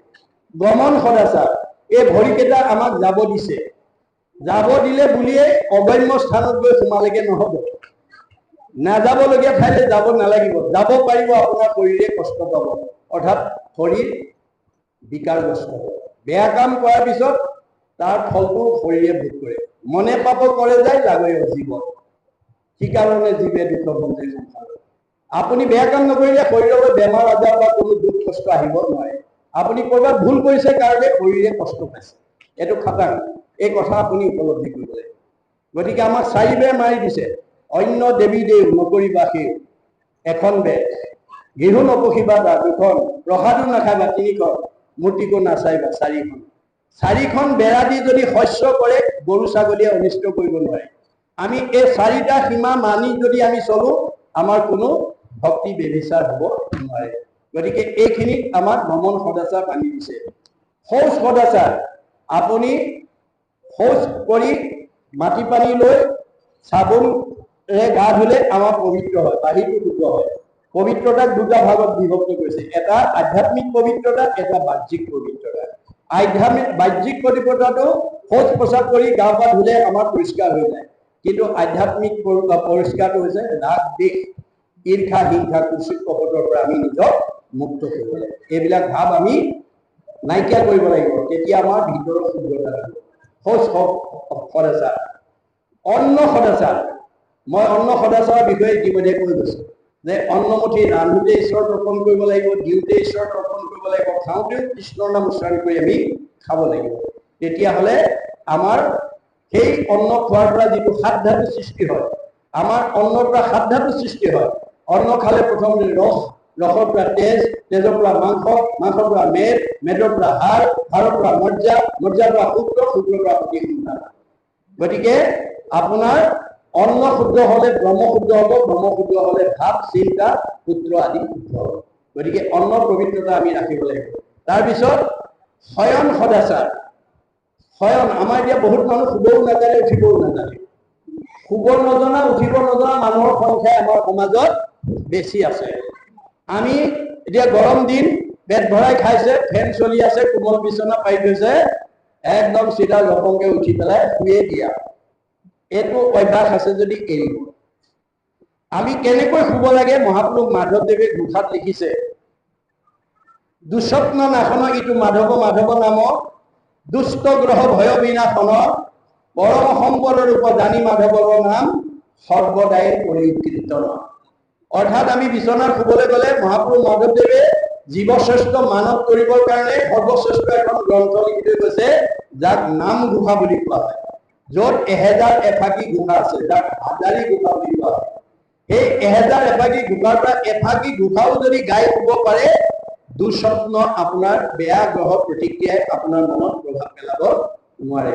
কেতিয়াবা আপোনাৰ পাৰিবাৰিক জীৱন, দাম্পত্য জীৱন, যুগ্ম জীৱন, আপোনাৰ সাংসাৰিক জীৱনৰ, সামাজিক জীৱনৰ কিবা প্ৰতিক্ৰিয়া ভাবে মনত এনেকুৱা প্ৰভাৱ পেলায়, বিচনাত শুই থাকিলে বহুত সময়লৈকে ছাতি পুতি লাগিব, টোপনি নাহে। তেনেকুৱা দুৰ্দিন যদি আপোনালোক কাৰোবাৰ জীৱনলৈ নামি আহে, তেতিয়াহ'লে আপুনি যিমান মুখস্থ আছে ঘোষা, কীৰ্তন, বৰগীত, দিহানাম আদি ঈশ্বৰৰ নাম আপুনি গাবলৈ যত্ন কৰক। অতি কম সময়তে চাউল চিৰি আহে। আমাৰ বহুতে সাৰ পালে চকু মোহাৰি জপংকে নামি আহে, কিন্তু কেনেকৈ নামি আহিব লাগে ভাগৱতে আমাক কৈছে যে যিজন পৰম ব্ৰহ্ম ঈশ্বৰ, যিজনে আমাৰ তিনিটা গুণত আমাৰ শৰীৰত অৱস্থান কৰি আছে, কেনেকৈ ব্ৰহ্ম, পৰমাত্মা, ভগৱন্ত একে তত্ত্ব, একৰেখে তিনি নাম লক্ষণ ভেদত। তিনিটা গুণনাম লৈ আমাৰ প্ৰত্যেকৰ দেহতে ভগৱন্ত আছে। প্ৰথম ব্ৰহ্মৰূপে আমাক চৈতন্য কৰি ৰাখিছে। আপুনি দুৰ্ঘূল টোপনি গলেও আপুনি জীয়াই থাকিব। এজন মানুহ টোপনি গলে ক'ব পাৰে নেকি মই জীয়াই আছো নে মৰিলো? নোৱাৰে। এজন টোপনি যোৱা মানুহে ক'ব নোৱাৰে মই জীয়াই আছো নে মৰিলো। তৎসত্বেও আপোনাক জীয়াই ৰাখে কোনে? ব্ৰহ্ম শক্তিয়ে। সাৰ পোৱাৰ লগে লগে চকুৰে দেখে, কাণেৰে শুনে, মুখেৰে খায়, হাতেৰে কৰে, ভৰিৰে যায়। ইন্দ্ৰিয়বিলাকক চৈতন্য কৰি ৰাখিছে কোনে? পৰমাত্মাই। আৰু সৃষ্টি স্থিতি প্ৰলয়ৰ গৰাকী ভগৱন্তই যথা কৰ্ম তথা ফল দিবৰ কাৰণে বহি আছে। এতিয়া আপুনি সাৰ পায়েই তেওঁ থকা জেগালৈ হাত দুখন আনিব লাগে। তেওঁ ক'ত থাকে? সমস্ত ভূতৰে মই আছো। আপুনি সাৰ পোৱাৰ লগে লগে হাত দুখন আনি ক'ব লাগে প্ৰভু তোমাৰ কৃপাতহে সাৰ পাই উঠিলো। ভগৱানৰ কৃপা নহলে আজি বোলে জোনামুখৰ আমুকা বোলে বিচনাতে গ'ল, তামুকি বোলে বিচনাতে গ'ল, সাৰেই নাপালে। আপুনি যে সাৰ পালে, যিজনে আপোনাক সাৰ পুৱাই দিলে সেইজনক আপুনি কথাটো জনাব লাগে, প্ৰভু তোমাৰ কৃপাতহে সাৰ পাইছো। আজিৰ দিনটোৰ এইকেইটা কৰ্ম আঁচনি মোৰ আছে, তুমি যাতে সফল ৰূপায়ণ কৰি দিবা। আৰু এজন তোমাৰ ভকতৰ সান্নিধ্যত মই যাতে তোমাৰ কথা, নিৰ্মল কথা শুনি জন্ম জন্মান্তৰ কাৰণে পুণ্য অৰ্জন কৰিব পাৰো, তাৰ কাৰণে এজন ভকত বৈষ্ণৱ সাধু মহন্তৰ সান্নিধ্য দিবা। মাধৱদেৱৰ দৰে প্ৰাৰ্থনা কৰিবলৈ, কৃপাৰ সাগৰ দৈৱকী নন্দন, পুৰীও মনৰ কাম, ভকতৰ সংগ প্ৰদান নিশ্চিত। ভকতৰ সংগ পালেহে নাম পাব, নাম পালেহে আপোনাৰ পাপ নাশ হ'ব, পুণ্য অৰ্জন হ'ব। সেইটো আপুনি ৰাতিপুৱাই জনাব লাগে। আৰু সকলো দায়িত্ব তোমাৰ ওচৰত অৰ্পণ কৰি উঠি কৃষ্ণ বুলি নমাই নালাগে। এই কথাটো আপুনি মই নাজানিলেও আপোনালোকৰ গাঁৱত আছে বুলি মই ভবা নাই, ঈশ্বৰে নকৰক। কানিয়া ভৰুৱাইও এই কথা জানে, মদপীসকলে জানে, ড্ৰাগছ খোৱাবিলাকে জানে। তেওঁলোকে ৰাতিপুৱা সাৰ পাই হাত দুখন ভগৱানৰ ওচৰলৈ নি ক'ব, প্ৰভু এচিডিন খোৱাবা। ভাং খোৱাজনে ৰাতিপুৱাই তেওঁক দৰখাস্তখন দি দিয়ে। মদপীজনে প্ৰভু এগিলাচ খোৱাবা, হে নাই। আৰু জোৱাৰীবিলাকে কয় প্ৰভু লগ এটা দিবা। পৰচৰ্চা পাতি থকাবিলাকে লগ এটা দিছে, হ'ব হ'ব, তোমাক মই ভাত খাবলৈকে নিদিওঁ, তথাপি তোমাক মই এচিলিন খুৱামেই। কাৰণ তুমি ৰাতিপুৱাই যেতিয়া মোক দৰখাস্ত দিলা, মই তোমাৰ দৰখাস্ত মই নাকচ কৰিব নাই। গতিকে ভঙুৱা কানিয়াবিলাকে ৰাতিপুৱাই দৰখাস্ত দিয়ে কাৰণে তেওঁ সেইমতে ফল পায়। আমাৰ ভাগৱতত কৈছে ভগৱন্ত যদিও অব্যক্ত, যদিও নিৰাকাৰ, যদিও নিৰ্গুণ, যদিও অদৃশ্য, তেওঁ আপোনাৰ হৃদয়ত দৃশ্যমান হৈ যায়। কেনেকৈ? ভাগৱতত কৈছে অব্যক্ত ঈশ্বৰ হৰি জাত কৰে নাহি নাহি পৰম পুৰুষ ভগৱান ভক্তজনে লইলে নাম পূৰ্ণ কৰি মনোকাম অন্তৰতে দেই সমিধান। আপুনি যেনেকৈ বিচাৰিব তেনেকৈ আপোনাৰ বিধানটো হৃদয়তে। গুণ নাম অনুসৰি বেকত হলন্ত হৰি কুমদন্ত যেই জীৱ পায়। আপুনি যি গুণতে বিচাৰিব সেই গুণৰে কাম কৰি দিব। কিন্তু আমি কোন গুণত বিচাৰিব লাগে? ভাগৱতে আমাক নিয়ম শিকাই দিছে। ৰজু তমু গুণে নেই বিষয়ক, সত্য গুণে বুদ্ধি ধৰিলে তৰে সংসাৰ। ৰষ্টম গুণত আপুনি ঈশ্বৰক বিচাৰিব পাৰিব, আপোনাৰ মনৰ কামনা পূৰণ কৰি দিব, কিন্তু আপুনি সংসাৰ চক্ৰত ধৰি থাকিব লাগিব। পুনৰপি জনম পুনৰপি মৰণ। গতিকে আমি সত্য গুণে আজিৰ দৰে কোনো কামনা নোহোৱাকৈ আমি ঈশ্বৰৰ কথা শুনিব লাগে, তেতিয়া আপুনি পৰম গতি লাভ কৰিব। গতিকে আমি এতিয়া নৰত্ব আছো, দেৱত্বলৈ উত্তৰণ, দেৱত্বৰ পিছত ব্ৰহ্মত্বলৈ, তাৰপিছত আমি বিধি হৈ যাম। এয়া ভাগৱতৰ দৰ্শন। গতিকে এই আদৰ্শৰে আমি যাতে নিজক আগুৱাই নিব পাৰোঁ, তাৰ প্ৰতি ভাগৱতে আমাক আহ্বান জনাইছে। গতিকে আমি ৰজ তম গুণ এৰি সত্য গুণে আমাৰ কুন্তি পেহীৰ দৰে আমি যাতে ঈশ্বৰক আৰাধনা কৰিব পাৰোঁ। আপোনালোকে জানে মহাভাৰতৰ যুদ্ধৰ পিছত যুধিষ্ঠিৰক ৰজা পাতি কৃষ্ণ যেতিয়া দ্বাৰকালৈ যাব ওলাইছিল, চবৰে ওচৰত বিদায় লৈছিল। শেষ বিদায়টো পেহীয়েকৰ ওচৰত, কুন্তি পেহীয়েকৰ ওচৰত ল'বলৈ গৈ কৃষ্ণই কৈছিল, পেহীদেউ তোমালোকৰ কৰিবলগীয়া কামখিনি মই সকলো কৰি দিলো, কৌৰৱক নিধন কৰিলো, তোমালোকক জয়লাভ কৰিলো আৰু যুধিষ্ঠিৰক ৰজা পাতি দিলো। এতিয়া তোমালোকে সুখে সন্তোষে থাকা। দ্বাৰকাত মোৰ বংশত অথন্তৰ হৈছে, মই তালৈকে যাব ওলাইছো। পিছে পেহীদেউ যোৱাৰ আগতে তোমাক কিবা এটা দিম বুলি ভাবিছো, তোমাক কি লাগে কোৱা। আপোনাৰ মোৰ নিচিনা মানুহক যদি স্বয়ং বৈকুণ্ঠপতি কৃষ্ণই আহি ক'লেহিহেঁতেন কি লাগে কোৱা, আমি বাৰু সুধাই আমাৰ যিমান অভাৱ অভিযোগ আছে সকলো বংশ পৰিয়ালৰ কাৰণে আমি অভাৱ অভিযোগবিলাক আদায় কৰি ল'ব লাগিব। কিন্তু কুন্তি পেহীয়ে আমালৈ কি দিছে আদৰ্শ, আৰু কি বুলি কৈছে, হে কৃষ্ণ কৃষ্ণ বাপ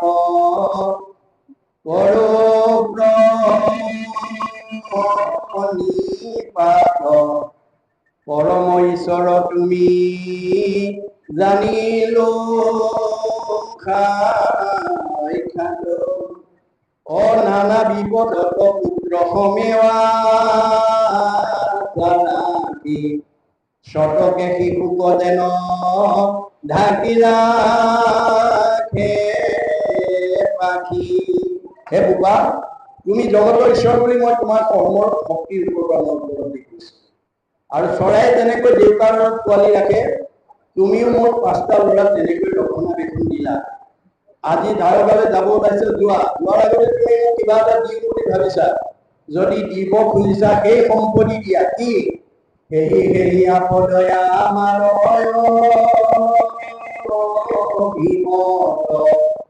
তোমাক দেখিবে পাওঁ যিটো মাজে সময়ে বিপদ আপদ এটা হলে তোমালৈ মনত দিয়ে, ধন টকা পয়সা গাড়ী মটৰ দিলে অসুবিধা হ'ব নেকি? চিৰি ভৰিলে বোলে মন কৰে না সম্পদত নপৰে লৈ তুমি যদি ধনে ধনে টকা পইচা গাড়ী মটৰ টকা ঘৰ দৰে যদি মোক সচ্ছল কৰি দিয়া আৰু মোৰ মনটো যেতিয়া সেই বিনাশী সম্পদৰ মাজত সোমাই যাব, তেতিয়া আৰু মই তোমাৰ নাম লবলৈ, তোমাৰ ভকতৰ গুৰিলৈ যাবলৈ, নামঘৰলৈ যাবলৈ মই সময় বিচাৰি নাপাওঁ। যিটো অসহ্যক পালে তোমাকো পাহৰে, এতেকে তাহাকৰ নবান স্বয়ং সাধু নৰে। যিটো বস্তু পালে ঈশ্বৰলৈ পাহৰে, সেইটো বস্তু সাধু মহন্তই নিবিচাৰে। কব লগা বহুত আছিল, বিদায়ৰ সময়, ভাষাৰ অভাৱ, একো কহিবাক মই নপাৰো সম্প্ৰতি, যেই লাগে কৰা দেব অগতি। তুমি অগতিৰ গতি দ্বাৰা তুমি সকলোৰে মনৰ কথা জানা, যে মোৰ মনৰ ভাৱ বুজি তুমি যি কৰিলে ভাল হয় তাকেই কৰা। কুন্তি পেহীৰ এই ভক্তি ভৰা ভাৱনাই যাব খোজা কৃষ্ণক বান্ধি যাব। আৰু শেষত কি বুলি ক'লে? পেহীদেউ নাযাওঁৱে আৰু নাযাইব দ্বাৰকা বুলি পালকিলা হৰি, দুনাই গৃহে পকিলা কুন্তি কোৱা। গতিকে যাব খোজা কৃষ্ণকো ভক্তিৰ দ্বাৰা বন্দী কৰি ৰাখিলে। সেইকাৰণে আমাৰ ভকতে ভগৱানক বান্ধি ৰাখিব পাৰে কেনেকৈ? ভক্তিৰ দ্বাৰা। যদ্যপি অজিত তুমি তিনিও জগতে, তথাপি তোমাকো জিনে পেহীকে ভকতে। আপুনি ভকত হওক, ঈশ্বৰ আপোনাৰ ঘৰত বন্দী হৈ থাকিব। আপোনাৰ ভকতৰ ঘৰ এৰি যাব নোৱাৰে। যেই নাম সেই হৰি, জানা নিষ্ঠ কৰি নামৰ সংগ নচা। গতিকে ভগৱন্তই যাৰ ঘৰত নাম থাকিব, তেওঁৰ ঘৰত ভগৱন্ত থাকিব।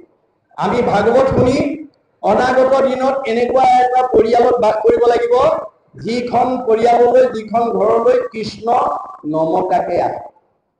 কৃষ্ণক আমি মাতিব নালাগে, কৃষ্ণই নমতাকে আমাৰ ঘৰলৈ আহিব। কিন্তু পুৱা গধূলি আমাৰ ঘৰত গুৰু গৃহত আমি ধূপ ধূনা জ্বলাই ঈশ্বৰ উপাসনা কৰিব লাগে। তেতিয়াহে মানৱ জন্ম ধৰাৰ সাৰ্থকতাটো হ'ব। হৰি গুণ নাম শ্ৰৱণ কীৰ্তন ভজিও হৰিচৰণ, মনুষ্য হুইবাৰ এহি মানে মাত্ৰ জানা নিজ প্ৰয়োজন। চাৰিমুঠি জীৱৰ ভিতৰত যে আমাক সৰ্বশ্ৰেষ্ঠ মানুহৰ জন্ম দিলে, আমাৰ প্ৰধান কামটো হৈছে পুৱা গধূলি আমি গুৰু গৃহত ধূপ ধূনা জ্বলাব লাগে।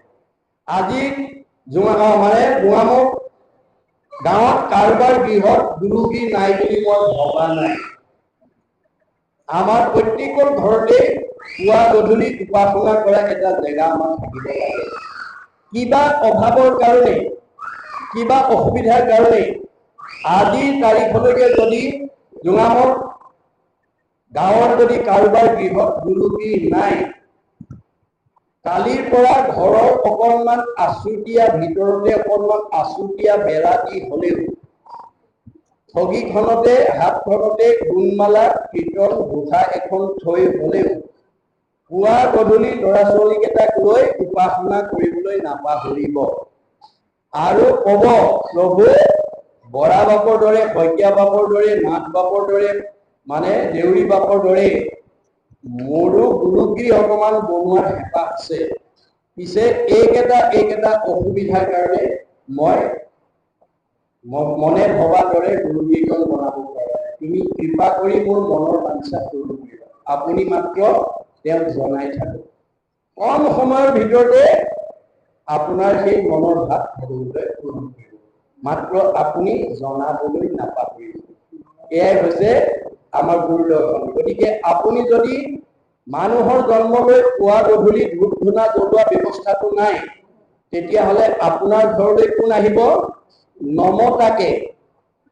নমতাকে কোন আহিব? আমাৰ দ্বাদশ স্কন্ধত কৈছে, শ্ৰৱণ কীৰ্তন দ্বৈত কৃষ্ণৰ নকৰে, তৈতেকে ৰাক্ষসীগণে বিঘিনি আছে। সেইখন ঘৰলৈ, যিখন ঘৰত পুৱা গধূলি ধূপ ধূনা নজ্বলে, যিখন ঘৰত পুৱা গধূলি ঈশ্বৰৰ প্ৰাৰ্থনা নকৰে, সেইখন ঘৰলৈ অঘাসুৰ, বকাসুৰ, পৰম্বাসুৰ, পৰিষ্কাসুৰ, উত্তনা, ব্যমাসুৰ, ধেনুকাসুৰ চব আহি সোমাই যাব। কায়িকভাৱে নহয় দেই, স্বভাৱগতভাৱে আহিব। গুণগতভাৱে আহিব। আমাৰ জোঙামুখ প্ৰাথমিকত এনেকুৱা গৃহস্থী লোক আছে, কথা কবই নোৱাৰে, ত্ৰিশকে খং উঠে, কথা কবই নোৱাৰি, লাঠিডাল উলিয়াই আনে, কথা কবই নোৱাৰি, ঠেহ বেচ লাগি ৩-৪ দিন মানলে ভাত পানী চকু পানী উলিয়াই ভাত পানী নাখায়। এনেকুৱা বেয়া গুণ যিখন ঘৰৰ পৰিয়ালত আছে সেইখন অটুট থকা পৰিয়াল। গতিকে সেই আসুৰিক ভাৱবিলাক যেতিয়ালৈকে মাৰিব নোৱাৰিব, অৰ্থাৎ সংস্কাৰ কৰিব নোৱাৰিব, তেতিয়ালৈকে সেইখন ঘৰত মিলা প্ৰীতি মৰম স্নেহ থাকিব নোৱাৰিব। মনত ৰাখিব কথা। সেইকাৰণে সেই ঘৰখন সংস্কাৰ কৰিবৰ কাৰণে নাৰায়ণ ঠাকুৰে ফকৰাৰে সৈতে এটা আধ্যাত্মিক দৰ্শন দিছে। কি বুলি? কুকুৰে কৰিলে বিয়া বাঘৰ জীয়াৰী, দেখিয়া ভালুকক কৰিলে ঘৰ মাৰি। কুকুৰে যদি বাঘৰ জীয়াৰী বিয়া কৰাব পাৰে, সেইখন ঘৰত আৰু ভালুকৰ পৰিয়াল থাকিব নোৱাৰে। কুকুৰ মানে জীৱ, ডেকা ল'ৰাই হওক, গাভৰু ছোৱালীয়ে হওক, বোৱাৰীয়ে হওক, শাহুৱে হওক, পিতৃয়ে হওক, মাতৃয়ে হওক, যিটো জীৱই নাম মানে বাঘৰ জীয়াৰী মানে নাম, নামৰ লগত বিয়া মানে সম্পৰ্ক কৰিব, সেইখন ঘৰত ভালুকৰ পৰিয়াল অৰ্থাৎ কাম ক্ৰোধ লোভ মোহ মদ মাতৃত্ববিলাক থাকিব। কৰ্ণপথে ভকতৰ হিয়াত প্ৰৱেশী হয় দুৰ্বাস। ৰাতিপুৱা গধূলি যেতিয়া কৃষ্ণ নাম কাণেদি সোমাব, বেয়া ভাৱবিলাক ওলাই যাবলৈ বাধ্য হ'ব। খালী বটলত যদি পানী ভৰাই দিয়ে, ভিতৰৰ বায়ু ওলাই যাবলৈ বাধ্য হ'ব। এয়া বিজ্ঞানসন্মত দৰ্শন, এয়া গুৰুজনাৰ দৰ্শন। গতিকে এই আদৰ্শৰে আমি যাতে আমাৰ পৰিয়ালটো, তৃণমূল পৰিয়াল, তৃণমূল এখন ঘৰ, এখন ঘৰ, যিখন ঘৰত আমি কৃষ্ণক ৰাখিব পাৰোঁ। উদ্ধৱক কৈছে, মুহুৰ সেৱাল যোগ্য মনুষ্য শৰী, ইহাকে বুলিয়ক গৃহ জান। এইখন ঘৰত কৃষ্ণ ৰাখিব লাগিব, পৰিয়াল থকা ঘৰত কৃষ্ণ ৰাখিব লাগিব, সমাজখনত আমি কৃষ্ণক ৰাখিব লাগিব।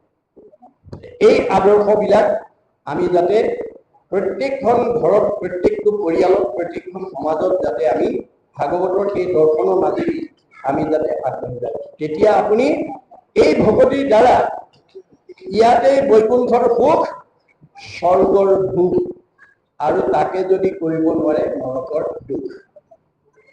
সেইকাৰণে ভাগৱতত কৈছে, স্বৰ্গ নৰক যিটো পৰম মুকুতি, তিনি এক তুল্য যাৰ হৰিত ভক্তি।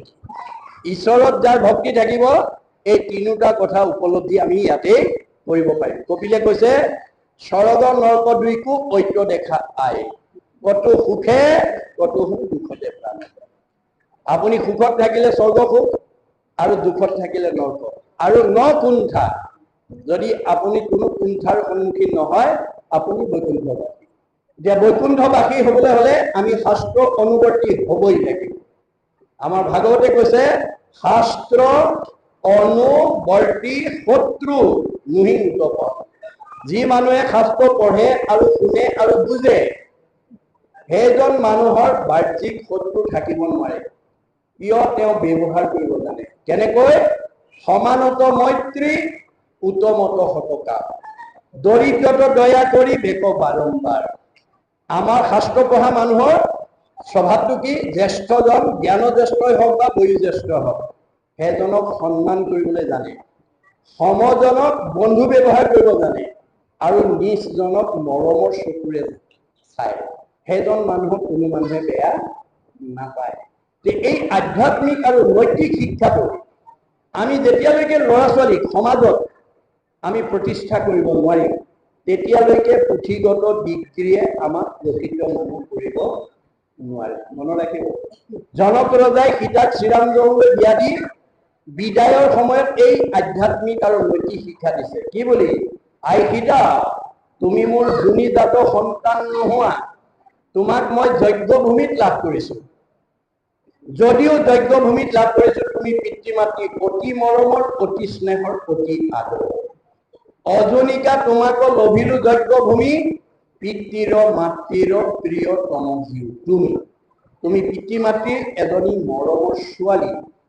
গতিকে ত্ৰিভুৱন নিৰূপমা তুমি মহাসতী, পৰম দুৰ্লভ আহি লভিলা সুপতি। তুমি ত্ৰিভুৱনৰ ভিতৰতে এজনী ধুনীয়া ছোৱালী আৰু এজন ধুনীয়া স্বামী লগ পালা। আইসিতা স্বামীৰ লগ পালেই নহব, তোমাৰ দায়িত্ব আৰু কৰ্তব্য আছে। কি? সতী স্ত্ৰী সকলৰ স্বামীকে ভূষণ, কদাচিতো নলংঘিবা স্বামীৰ বচন। গতিকে সতী তিৰোতাসকলৰ মানে আচল অলংকাৰ হৈছে স্বামী ভক্তি। তুমি স্বামীৰ বাক্য কেতিয়াও উলংঘা নকৰিবা।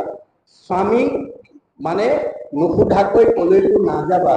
স্বামীৰ মনত আঘাত পোৱাকৈ বাক্য নিক্ষেপ নকৰিবা। অকল স্বামী সেৱাতে আবদ্ধ নাথাকিবা। একচিত্তে সেৱা কৰি বাহা সৰ্বক্ষণে কৰিবা শুশ্ৰূষা শহুৰ শাহুৰৰ চৰণে। তুমি স্বামীৰ লগতে শহুৰ শাহুৰৰ প্ৰতিও শ্ৰদ্ধা ভক্তি মৰম চেনেহ কৰিবা। অকল তাতেই সীমাবদ্ধ নাৰাখিবা। নকৰিবা অৱহেলা দেউৰ হবক, কৰিবা হা দয়া আতি সমস্ত জনক। ঘৰখনত থকা দেউৰ ননন্দিকে প্ৰমুখ্য কৰি জেঠাল বৰ্জনা সকলোকে তুমি যথোচিত ভাৱে মৰম চেনেহ শ্ৰদ্ধা ভক্তি কৰিবা। তেতিয়া কি হব? তেবে শুদ্ধ ৰস বাঢ়িব সংসাৰে, ইহ পৰ লোকে সুখ মিলিব তোমাৰে। তেতিয়া তোমাৰ আচৰণ ব্যৱহাৰ মৰম চেনেহত পৰিয়ালটো সন্তুষ্ট হৈ তোমাক এজনী ভাল বোৱাৰী পালো বুলি সমাজত প্ৰশংসা কৰিব। এতিয়া ভাল বুলি ক'লে তুমি জীয়াই থাকোতে শান্তি পাবা, মৰিলে শান্তি পাবা। ইয়াকে নকৰি যদি পুথিগত ডিগ্ৰী ডক্টৰেট দি পঠাইছে, মাষ্টাৰ ডিগ্ৰী BA ডিগ্ৰী টেট মাষ্টৰণী নাৰ্ছৰণী ডাক্তৰণী কৰি পঠিয়াইছে, কিন্তু ভাগৱতৰ এই তত্ত্বজ্ঞান নিদিয়াকৈ যদি পঠিয়াই আৰু সেই ছোৱালীজনীয়ে যদি পুথিগত ডিগ্ৰীক প্ৰাধান্য দি আগৰ দিনৰ LP স্কুল ME স্কুললৈ পঢ়া শহুৰ শাহুৰক যদি মান্যতা নকৰে, তেতিয়াহ'লে সেইগৰাকী ছোৱালী যিমান মানে ডক্টৰেট বা ডাক্তৰ বা ইঞ্জিনিয়াৰ প্ৰফেচৰ অধিবক্তা হৈ নাযাওক কিংবা শহুৰ শাহুৰৰ প্ৰতি ভক্তি নকৰা বোৱাৰী কেতিয়াও শহুৰ শাহুৰৰ প্ৰিয় হ'ব নোৱাৰে। এই কথা মনত ৰাখিব। এই আদৰ্শৰে যাতে আমি আগবঢ়াই নিব পাৰোঁ। সেইকাৰণে জৱাহৰলাল নেহৰুৱে কৈছে, if you educate a boy, you educate individual only. If you educate a girl, you educate the entire family. আপুনি যদি এটা ল'ৰাক শিক্ষা দিয়ে, ব্যক্তিগত শিক্ষা দিয়া হয়, কিন্তু এজনী ছোৱালীক যদি শিক্ষা দিয়ে, গোটেই পৰিয়ালৰ কাৰণে উপকাৰ। গতিকে এই কথাবিলাক আমি জানিব লাগিব। এই মতে আমি পৰিয়াল সমাজখনক আমি আগুৱাই নিব লাগিব। আৰু আমাৰ বিশেষকৈ শ্ৰীমন্ত শংকৰদেৱ সংঘই এই গৱেষণা কৰি এতিয়া এটা কথা অনুভৱ কৰিছে যে আমি যদি শিশু যুৱক যুৱতী আইসকল আৰু ভক্তসকলক আধ্যাত্মিক আৰু নৈতিক জ্ঞানেৰে যদি আমি গঢ়ি তুলিব নোৱাৰোঁ, তেতিয়াহ'লে আমি কেতিয়াও এখন সুস্থ সবল সমাজ গঢ়ি তুলিব নোৱাৰিম। সেইকাৰণে আধ্যাত্মিক আৰু নৈতিক দিশত আগবঢ়াই নিয়াৰ উদ্দেশ্যে আমাৰ প্ৰতি বছৰে শিশুসকলৰ কাৰণে শিশু মঞ্জুৰি নামৰ এখন আলোচনী আৰু যুৱক যুৱতীসকলৰ কাৰণে ডেকাগিৰি নামৰ এখন আলোচনী, মহিলাসকলৰ কাৰণে মহিয়সী নামৰ এখন আলোচনী আৰু ভকতসকলৰ কাৰণে নাম ধৰ্ম নামৰ এখন মুখপত্ৰ বা আলোচনী প্ৰতি বছৰে ছমাহে অন্তৰে উলিয়াই আছে। আপোনালোকে প্ৰতি বছৰৰ এনেধৰণৰ আলোচনীবিলাক যাতে আমি উঠি অহা প্ৰজন্মক সংগ্ৰহ কৰি দিব পাৰোঁ, তেতিয়া আমাৰ সৰুৰ পৰাই ল'ৰা ছোৱালী আধ্যাত্মিকমুখী ভক্তিমুখী। এই কথা আপোনালোকে গুৰুত্ব দিব লাগিব। এতিয়া পৰৱৰ্তী পদে আমাক কৈছে যে যিবিলাক মানুহে বিষয়ত আসক্ত হৈ থাকে, তেওঁলোকে মৃত্যু যে আমাৰ আহি আছে এই কথাটো উপলব্ধি কৰিব নোৱাৰে। সেইকাৰণে ভাগৱত নুশুনা মানুহে সদায় জীয়াই থাকিম বুলি ভাবি মানুহক অন্যায় অধৰ্ম কৰিবলৈ কুণ্ঠাবোধ নকৰে, ফলত তেওঁ আয়ুস কমি গুচি যায়। যিবিলাক মানুহে নিজৰ সুখৰ কাৰণে আনক হিংসা অন্যায় কৰিব, তেওঁ পাপ হ'ব। পাপ হোৱাৰ লগে লগে তেওঁৰ দুখ কষ্ট নামি আহিব আৰু পৰমায়ুস কমি যাব। এই কথা কৈছে। ইয়াৰ পিছৰ পদে কি কৈছে আমি আকৌ পদবন্ধে আলোচনা কৰিম। হয় হয় হয় হয় সুন্দৰ। হয় হয় হয় হয় অ তীৰ্থ মানে আমাক কৃষ্ণই যাবৰ সময়ত যেতিয়া উদ্ধৱে আমাক কৈছিলে আপোনাৰ যে হে সখা তুমি যদি মোক অকলে এৰি থৈ যোৱা মই তোমাৰ অবিহনে এক মুহূৰ্তও ইয়াত থাকিব নোৱাৰো মোৰ কাৰণে জগতখন অন্ধকাৰময় হ'ব এতিয়া ভগৱন্তই কৈছিল সখা তোমাৰ নিবেদনটো শুদ্ধ হৈছে কিন্তু মই যদি তোমাক মোৰ লগত লৈ গুচি যাওঁ তেতিয়াহ'লে মই যি লক্ষ্য আৰু উদ্দেশ্য লৈ এই পৃথিৱীলৈ আহিছিলো সেই লক্ষ্য আৰু উদ্দেশ্য মোৰ নষ্ট হৈ যাব গতিকে তুমি মোৰ কাৰণেই থাকিব লাগিব বুজানে তুমি আমি দুয়ো গ'লে মিলিব অনৰ্থ লুপ্ত হৈব জ্ঞান ইটো ভগৱতীৰ পথ অধৰ্মে পীড়িব লোক যাইবে অধুগতি ভগৱতীক ৰাখি তুমি থাকি সম্প্ৰতি গতিকে তুমি ভক্তি পথটো প্ৰৱৰ্তন কৰি থাকিব লাগিব মূৰত এই মহাবাক্য নচাৰিবা তুমি শ্ৰৱণ কীৰ্তনক অৱৰ্তাই থাকা তুমি শ্ৰৱণ কীৰ্তন ধৰ্মটো প্ৰৱৰ্তন কৰি থাকা আৰু তুমি যিটো কথা কৈছা মই তোমাৰ কাৰণে প্ৰয়োজনীয় সকলো ব্যৱস্থা কৰি থৈ আছো তোমাৰ কাৰণে পুণ্যভূমি প্ৰতিষ্ঠা কৰি থৈ আহিছো তোমাৰ কাৰণে তীৰ্থস্থান প্ৰতিষ্ঠা কৰি থৈ আহিছো তোমাৰ কাৰণে সত্ৰ প্ৰতিষ্ঠা কৰি থৈ আহিছো তোমাৰ কাৰণে বৈকুণ্ঠ প্ৰতিষ্ঠা কৰি থৈ আহিছো আৰু প্ৰয়াণৰ পিছত মই তোমাৰ মাজতে থাকিম নিশ্চয় কৰি কহো শুনা সাৱধানে তুমি ভকত যি স্থানে থাকে সেই পুণ্য এইখন এখন পুণ্য আজি আমি যদিও গুণামুখ নামঘৰত বহি আছো বুলি ভাবিছো আমি পুণ্যভূমিত আছো শ্ৰৱণ কীৰ্তন কৰে যত দ্বিতীয় বৈকুণ্ঠ সিটো তাকে বোলে যে ভকতে বহি য'ত মোৰ গুণনাম শ্ৰৱণ কৰিব সেইখনেই দ্বিতীয় বৈকুণ্ঠ সেইখনেই সত্ৰ কৃষ্ণৰ পৰম নিৰ্মল উদাৰ কথাৰ দ্বৈত প্ৰকাশ গংগা আদি কৰি যত তীৰ্থ আছে প্ৰত্যেকে কৰে নিবাস স্থাৱৰ জংগম তীৰ্থ আছে আপোনাৰ মৃন্ময় তীৰ্থ আপোনাৰ বাংময় তীৰ্থ এইবোৰ তীৰ্থৰ ভাগ আছে গতিকে এতিয়া সকলো তীৰ্থ ইয়াত প্ৰবাহমান হৈ আছে য'ত ভগৱন্তৰ নাম থাকিব তাত সকলো তীৰ্থ প্ৰবাহমান হৈ থাকিব আপুনি আজি তাৰিখত স্থাৱৰ গংগা গয়াকাশী প্ৰয়াগ সেইটোত গা ধুবগৈ পাৰিব কিন্তু গুৰুজনে ভাগৱতত কৈছে গাৰ মলিহে আঁতৰাব পাৰিব মনৰ মলি আঁতৰ নহয় গংগা আদি কৰি যত তীৰ্থ নিৰন্তৰ কেৱলে হৰন্ত মাত্ৰ পাপ শৰীৰৰ গংগা গয়াকাশীত আজি গা ধুলে গাৰ মলিহে আঁতৰিব মনৰ মলি আঁতৰ নহয় সাধুৰ সংগে বাহিৰে ভিতৰে শুদ্ধি কৰে হেন সাধু সেৱা নকৰিব কোনো কৰে মানে অসুৰক কৈছে কহিলা অসুৰক আগে ব্ৰহ্মস্কন্ধ শিলাময় জলাময় দেৱতীৰ্থ যত জানিবাহা তাৰা বাবে দেৱতীৰ্থ হয় তথাপিতো সাধু সংগ শ্ৰেষ্ঠ আতি হয় দেৱতীৰ্থে চিৰকালে পবিত্ৰ কৰে দৰ্শনে মাত্ৰ শুদ্ধ কৰে আজি এইখন তীৰ্থ আমাৰ দেৱতা তীৰ্থতকৈ শ্ৰেষ্ঠ তীৰ্থ এইখন তীৰ্থলৈ আমি আনিব লাগে ল'ৰা ছোৱালী এইখন তীৰ্থত আমি সেৱা কৰিব লাগে আৰু যাবৰ সময়ত তেওঁ কৈছে মই তোমাৰ মাজতেই থাকিম কেনেকৈ থাকিম তিৰুধায় প্ৰবিষ্টুভয়ম শ্ৰীমদ ভাগৱতম তেনয় বাংময় মূৰ্তি প্ৰত্যক্ষ বৰ্ততে হৰৈ শ্ৰৱণাৎ সেৱনাৎ দৰ্শনাৎ পাঠাৎ পাপস মই শব্দ ব্ৰহ্ম বাক্য ব্ৰহ্ম ৰূপে ভাগৱতত থাকিম সেই ভাগৱত যদি সেৱা কৰা সেই ভাগৱত যদি দৰ্শন কৰা সেই ভাগৱত যদি শ্ৰৱণ কৰা সেই ভাগৱত যদি কীৰ্তন কৰা তোমাৰ সব পাপবিলাক মই নাইকিয়া কৰিম পাপবিলাক দেখুৱাই দিয়া বস্তু নহয় ই মনৰ বেয়া গুণৰ সমষ্টি কুবুদ্ধি অসৎ চিন্তা অসৎ ভাৱনা অসৎ পৰিকল্পনা কুসংস্কাৰ অন্ধবিশ্বাস মনৰ মানে পৰম্পৰা এইবিলাক হৈছে পাপ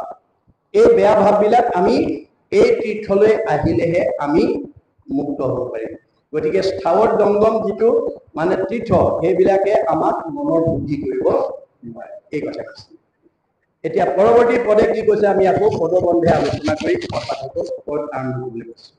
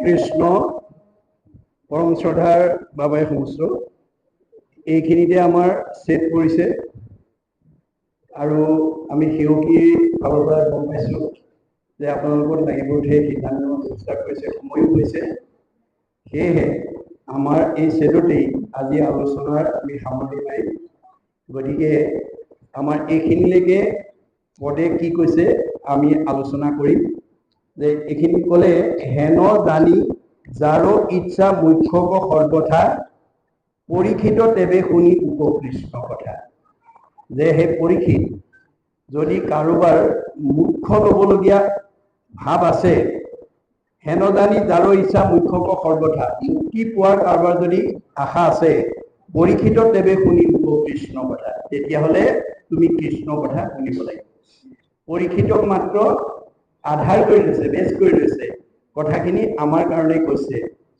দিবে চিত্ৰ কৃষ্ণ গুণ নাম কীৰ্তনত কৃষ্ণৰেখে পাদপদ্ম স্মৰিব মনত যে তোমালোকে কৃষ্ণৰ গুণ নাম কীৰ্তনত মনোযোগ দিবা আৰু মনত কৃষ্ণৰ পদ্ম চৰণ পদ্ম চিন্তা কৰিবা নাৰায়ণ স্মৰণেখে পৰম মংগল এই মানে জীৱনৰ জন্মৰ সম্ভৱ যে ভগৱন্তৰ নাম লোৱাটোৱেই হৈছে মংগল আৰে আমাৰ সকলো সুমংগল হলেও যদি কৃষ্ণ নাম এৰে অমংগল হয় বুলি কৈছে সুমংগলেই অমংগল জানা কৃষ্ণ বিনে অমংগলে সুমংগল কৃষ্ণৰ কীৰ্তনে অন্তকালে হৰিস্মৰে যিটো ভাগ্যৱন্ত তাহাৰো মহিমা কৰি কোনে পাবে আজি যে আপোনালোকে ভাগৱত শুনিলে অনাগত দিনতো যাতে এনেকৈ শুনি আমি জীৱনৰ শেষ দিনটো যাতে আমাৰ কাৰণে মংগলময় হয় অৰ্থাৎ আমাৰ যাবৰ সময়ত যি ভাৱ লৈ মৰিব সেই ভাৱৰ অনুকূল জন্মটো পাব অৰ্জুনক কৈছে জন জন অবিস্মৰণ ভাৱ তেজতি অন্তে কলে পৰম তম তমেইবৈতি কৌন্তেয় সদাতত ভাব ভাবিত। হে কুন্তীসুত ধনঞ্জয়, যাবৰ সময়ত যি ভাৱনা লৈ যাবা, ভাৱনাৰ অনুকূল জন্মটো পিছৰ জন্ম ধাৰণা কৰিব লাগিব। এতিয়া আমাৰ যাবৰ সময়ত মুখে বোলা ৰাম, হৃদয়ে ধৰা ৰূপ, এতেকে মুকুতি পাইবা কহিলো স্বৰূপ। আমি যাবৰ সময়ত ভগৱন্তৰ নাম আমাৰ মুখত আহিব লাগিব আৰু তেওঁৰ ৰূপটো আমাৰ হৃদয়ত আমি চিন্তা কৰিব লাগিব। কিন্তু পুৰঞ্জন ৰজাই মৰিবৰ সময়ত ঈশ্বৰৰ নামটোৰ ঠাইত ঘৈণীয়েকৰ নামটো ল'লে, প্ৰভুৰ ৰূপটোৰ ঠাইত ঘৈণীয়েকৰ ৰূপটো চিন্তা কৰিলে। ফলত কি হ'ল, পুৰঞ্জনে স্ত্ৰী ৰূপ চিন্তিয়া মনত, স্ত্ৰী হুয়া উপজিলে ঘোৰ সংসাৰ। পুৰঞ্জনে মৰিবৰ সময়ত মাইকী মানুহৰ কথা চিন্তা কৰি মৰাৰ কাৰণে মাইকী মানুহ জন্ম হ'ব লগা হৈছে। জ্বৰ ঘৰতে মৰিবৰ সময়ত হৰিণাৰ চিন্তা কৰি মৰাৰ কাৰণে হৰিণাৰ জন্ম ল'ব লগা হ'ল। এইবিলাক উদাহৰণ আমাক দিছে আৰু মহাপুৰুষ মাধৱদেৱে এটা বাস্তৱ উদাহৰণ আমাক দিছে তেওঁ ভক্তি ৰত্নাৱলী, যে বাঘ পৰুৱাই নিজে পোৱালি নাপাৰে।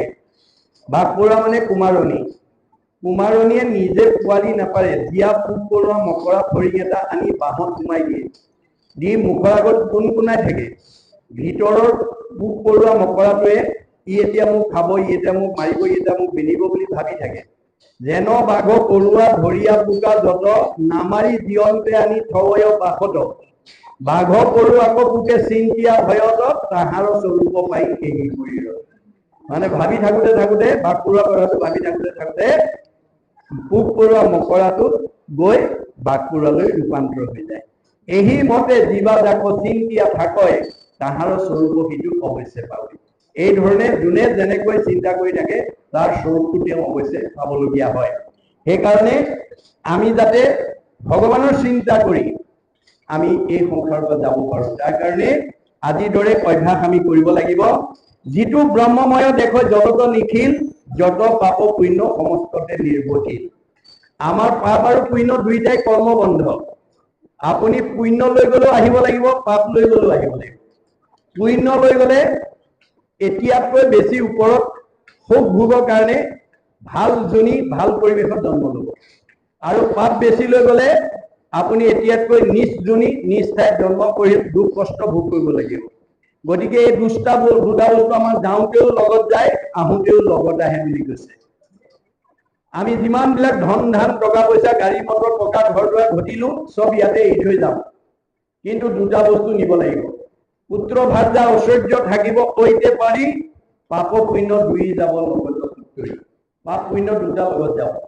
পুণ্যৰ টোপোলাটো বেছি লৈ গলে আপগ্ৰেড, আৰু পাপৰ টোপোলা বেছি লৈ গলে ডিগ্ৰেড, অৰ্থাৎ ঊৰ্ধ্বগতি বা অধোগতি জীৱৰ। গতিকে আহোঁতে সেই দুটা বস্তু ওপৰ ফালে লাগি আহে, সুখ আৰু দুখ। গতিকে সুখ দুখ পাপ পুণ্যৰ ফলশ্ৰুতি। মই আগতে কৈছো যে পুণ্য বেছি লৈ যতেই জন্ম গ্ৰহণ নকৰক, পাহাৰৰ ওপৰতে থাকক বা নদী পাৰতে থাকক, মহানগৰতে থাকক বা চহৰতে থাকক, আপুনি আনতকৈ সদায় সুখ ভোগ কৰিবলৈ পাবই। এয়া হৈছে পুণ্যৰ ফলশ্ৰুতি। গতিকে পাপ পুণ্য দুইটা আমাৰ লগত যাব। গতিকে এতিয়া আমাক কৈছে যে তুমি মুক্তি পাবলৈ হলে এই দুইটাৰ পৰা নিবৰ্তন হ'ব লাগিব। কেনেকৈ হ'ব? এই দুটা কৰ্মবন্ধ বুলি কৈছে। এই কৰ্মবন্ধ দুটা উদ্ধৱে সুধিছিল যে পাপো যদি কৰ্মবন্ধ হয়, পুণ্যও যদি কৰ্মবন্ধ হয়, পুণ্য লৈ গলেও যদি আহিব লাগে, পাপ লৈ গলেও যদি আহিব লাগে, তোমাৰ ওচৰলৈ কেনেকৈ যাম?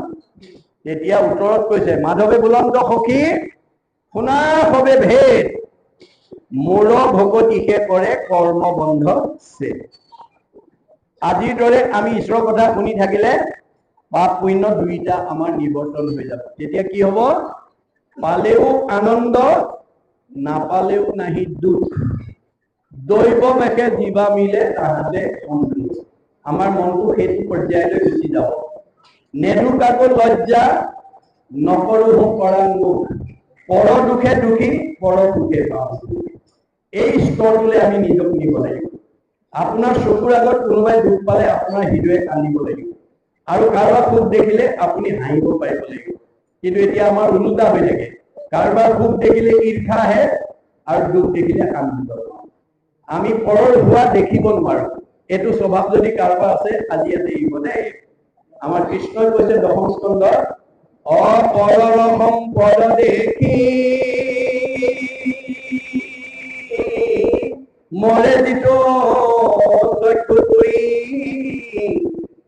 আশা কবে হুয়ে নষ্ট ও তোমার বিমুখ হইলে একু আতর নাই এ মিছা হবে যত করে পৰৰ হোৱা দেখি যাৰ হিংসা ভাৱ থাকিব সি যিমান কষ্ট কৰি উপাৰ্জন নকৰিলেও তাৰ মনৰ কামনা ভগৱানে পূৰণ কৰি নিদিয়ে। সেইকাৰণে পৰহিংসা ভাৱবিলাক আমি অন্তৰৰ পৰা আঁতৰ কৰিব লাগিব। গতিকে তেতিয়া আমাৰ পাপ পুণ্য দুইটা নিৰ্বৰ্তন হৈ যাব আৰু গোটেই জগতখনকে আমি ব্ৰহ্মময় দেখিব লাগিব। হৰিৰ কথাটো তালৰ ৰতি অবিশ্ৰাম সদায় মুখত নেৰুই ৰাম কৃষ্ণ নাম। ঈশ্বৰৰ কথা শুনিবৰ কাৰণে আপোনালোকে আজি যেনেকৈ অনুৰাগেৰে আহিছে, আগ্ৰহে আহিছে, আৰু সদায় ঈশ্বৰ কৃষ্ণৰ নাম যাতে আমি মুখৰ পৰা এৰিব লগা নহয়, তাৰ প্ৰতি আমি গুৰুত্ব দিব লাগিব। বুলিবা অপূৰ্ব কিনো কহিলাহা মুনি, ইটো কথা একো পুৰুষতো নুশুনি। হেৰা মানে পৰীক্ষিত, তুমি যদি মোক কোৱা যে এনেকুৱা কথাটো আগতে কোনোদিন শুনা নাই, তেতিয়াহ'লে শুনা সাৱধানে আৰু নিৰ্পতি উত্তৰ, ইটো মহাভাগৱত শাস্ত্ৰ বৈকুণ্ঠৰ।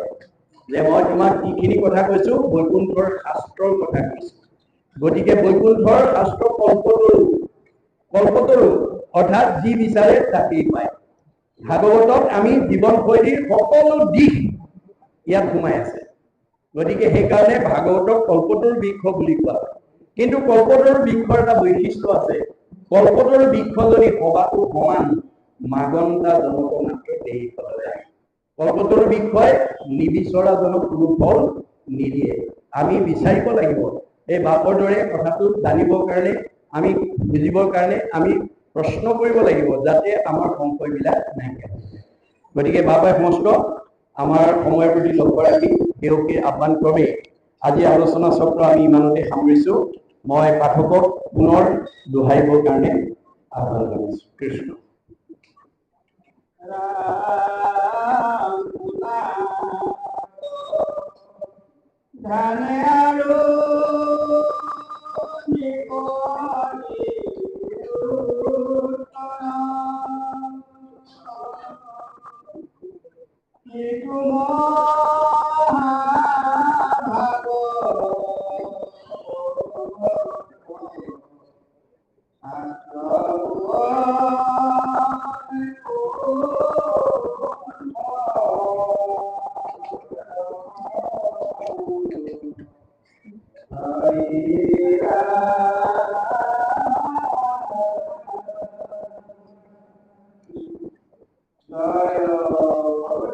জয় রাম, জয় নারায়ণ, জয় কৃষ্ণ, জয় জগৎগুরু শ্রীমন্ত। ও হরি ও রাম। অপরাধ বিনাপন তজ নাম নারায়ণ, জানি নামে পকিল করণে, আনগতি নাহি কে মরণে,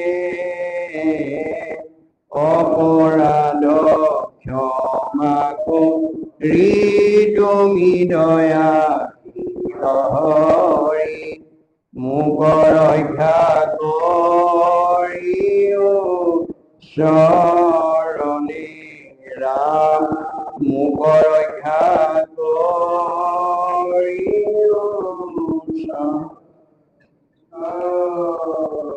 হৰি কৃষ্ণ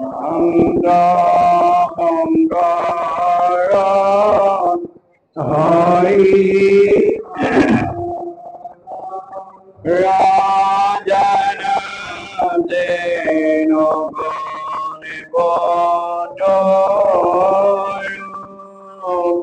তাহান্ত বিনাই নাই নাই নাই আমাৰ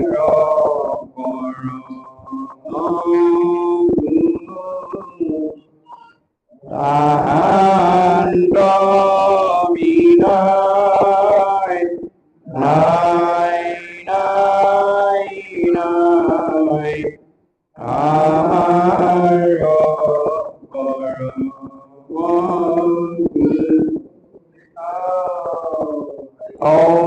হৰি আমি আসন এৰিছো এইখিনিতে সেৱা কৰি দিওঁ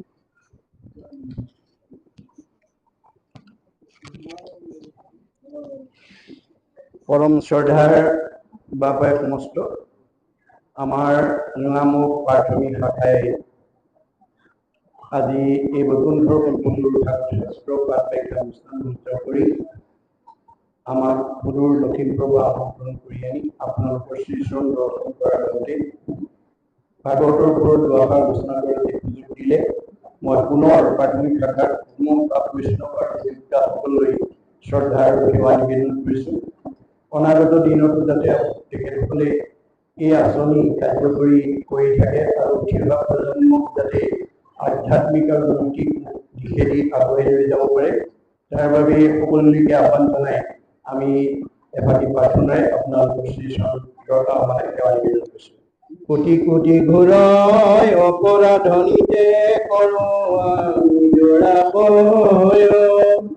হে হৰি মুখ ডাক হে নমানি ক্ষমিও কপি পাময় ৰাম ক্ষমিও কপি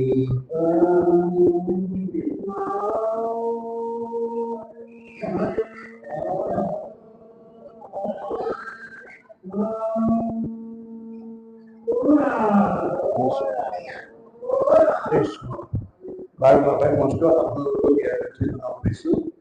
আমাৰ এই শিশু আমাৰ মানে যুৱক যুৱতী হাইস্কুলত আৰু বাসকলৰ দিছে লিখা ধৰ্মীয় দৰ্শনৰ বিশেষ প্ৰবন্ধ থকা লৈছিলোঁ তাৰ প্ৰয়োজনতে লৈ যাব কৃষ্ণ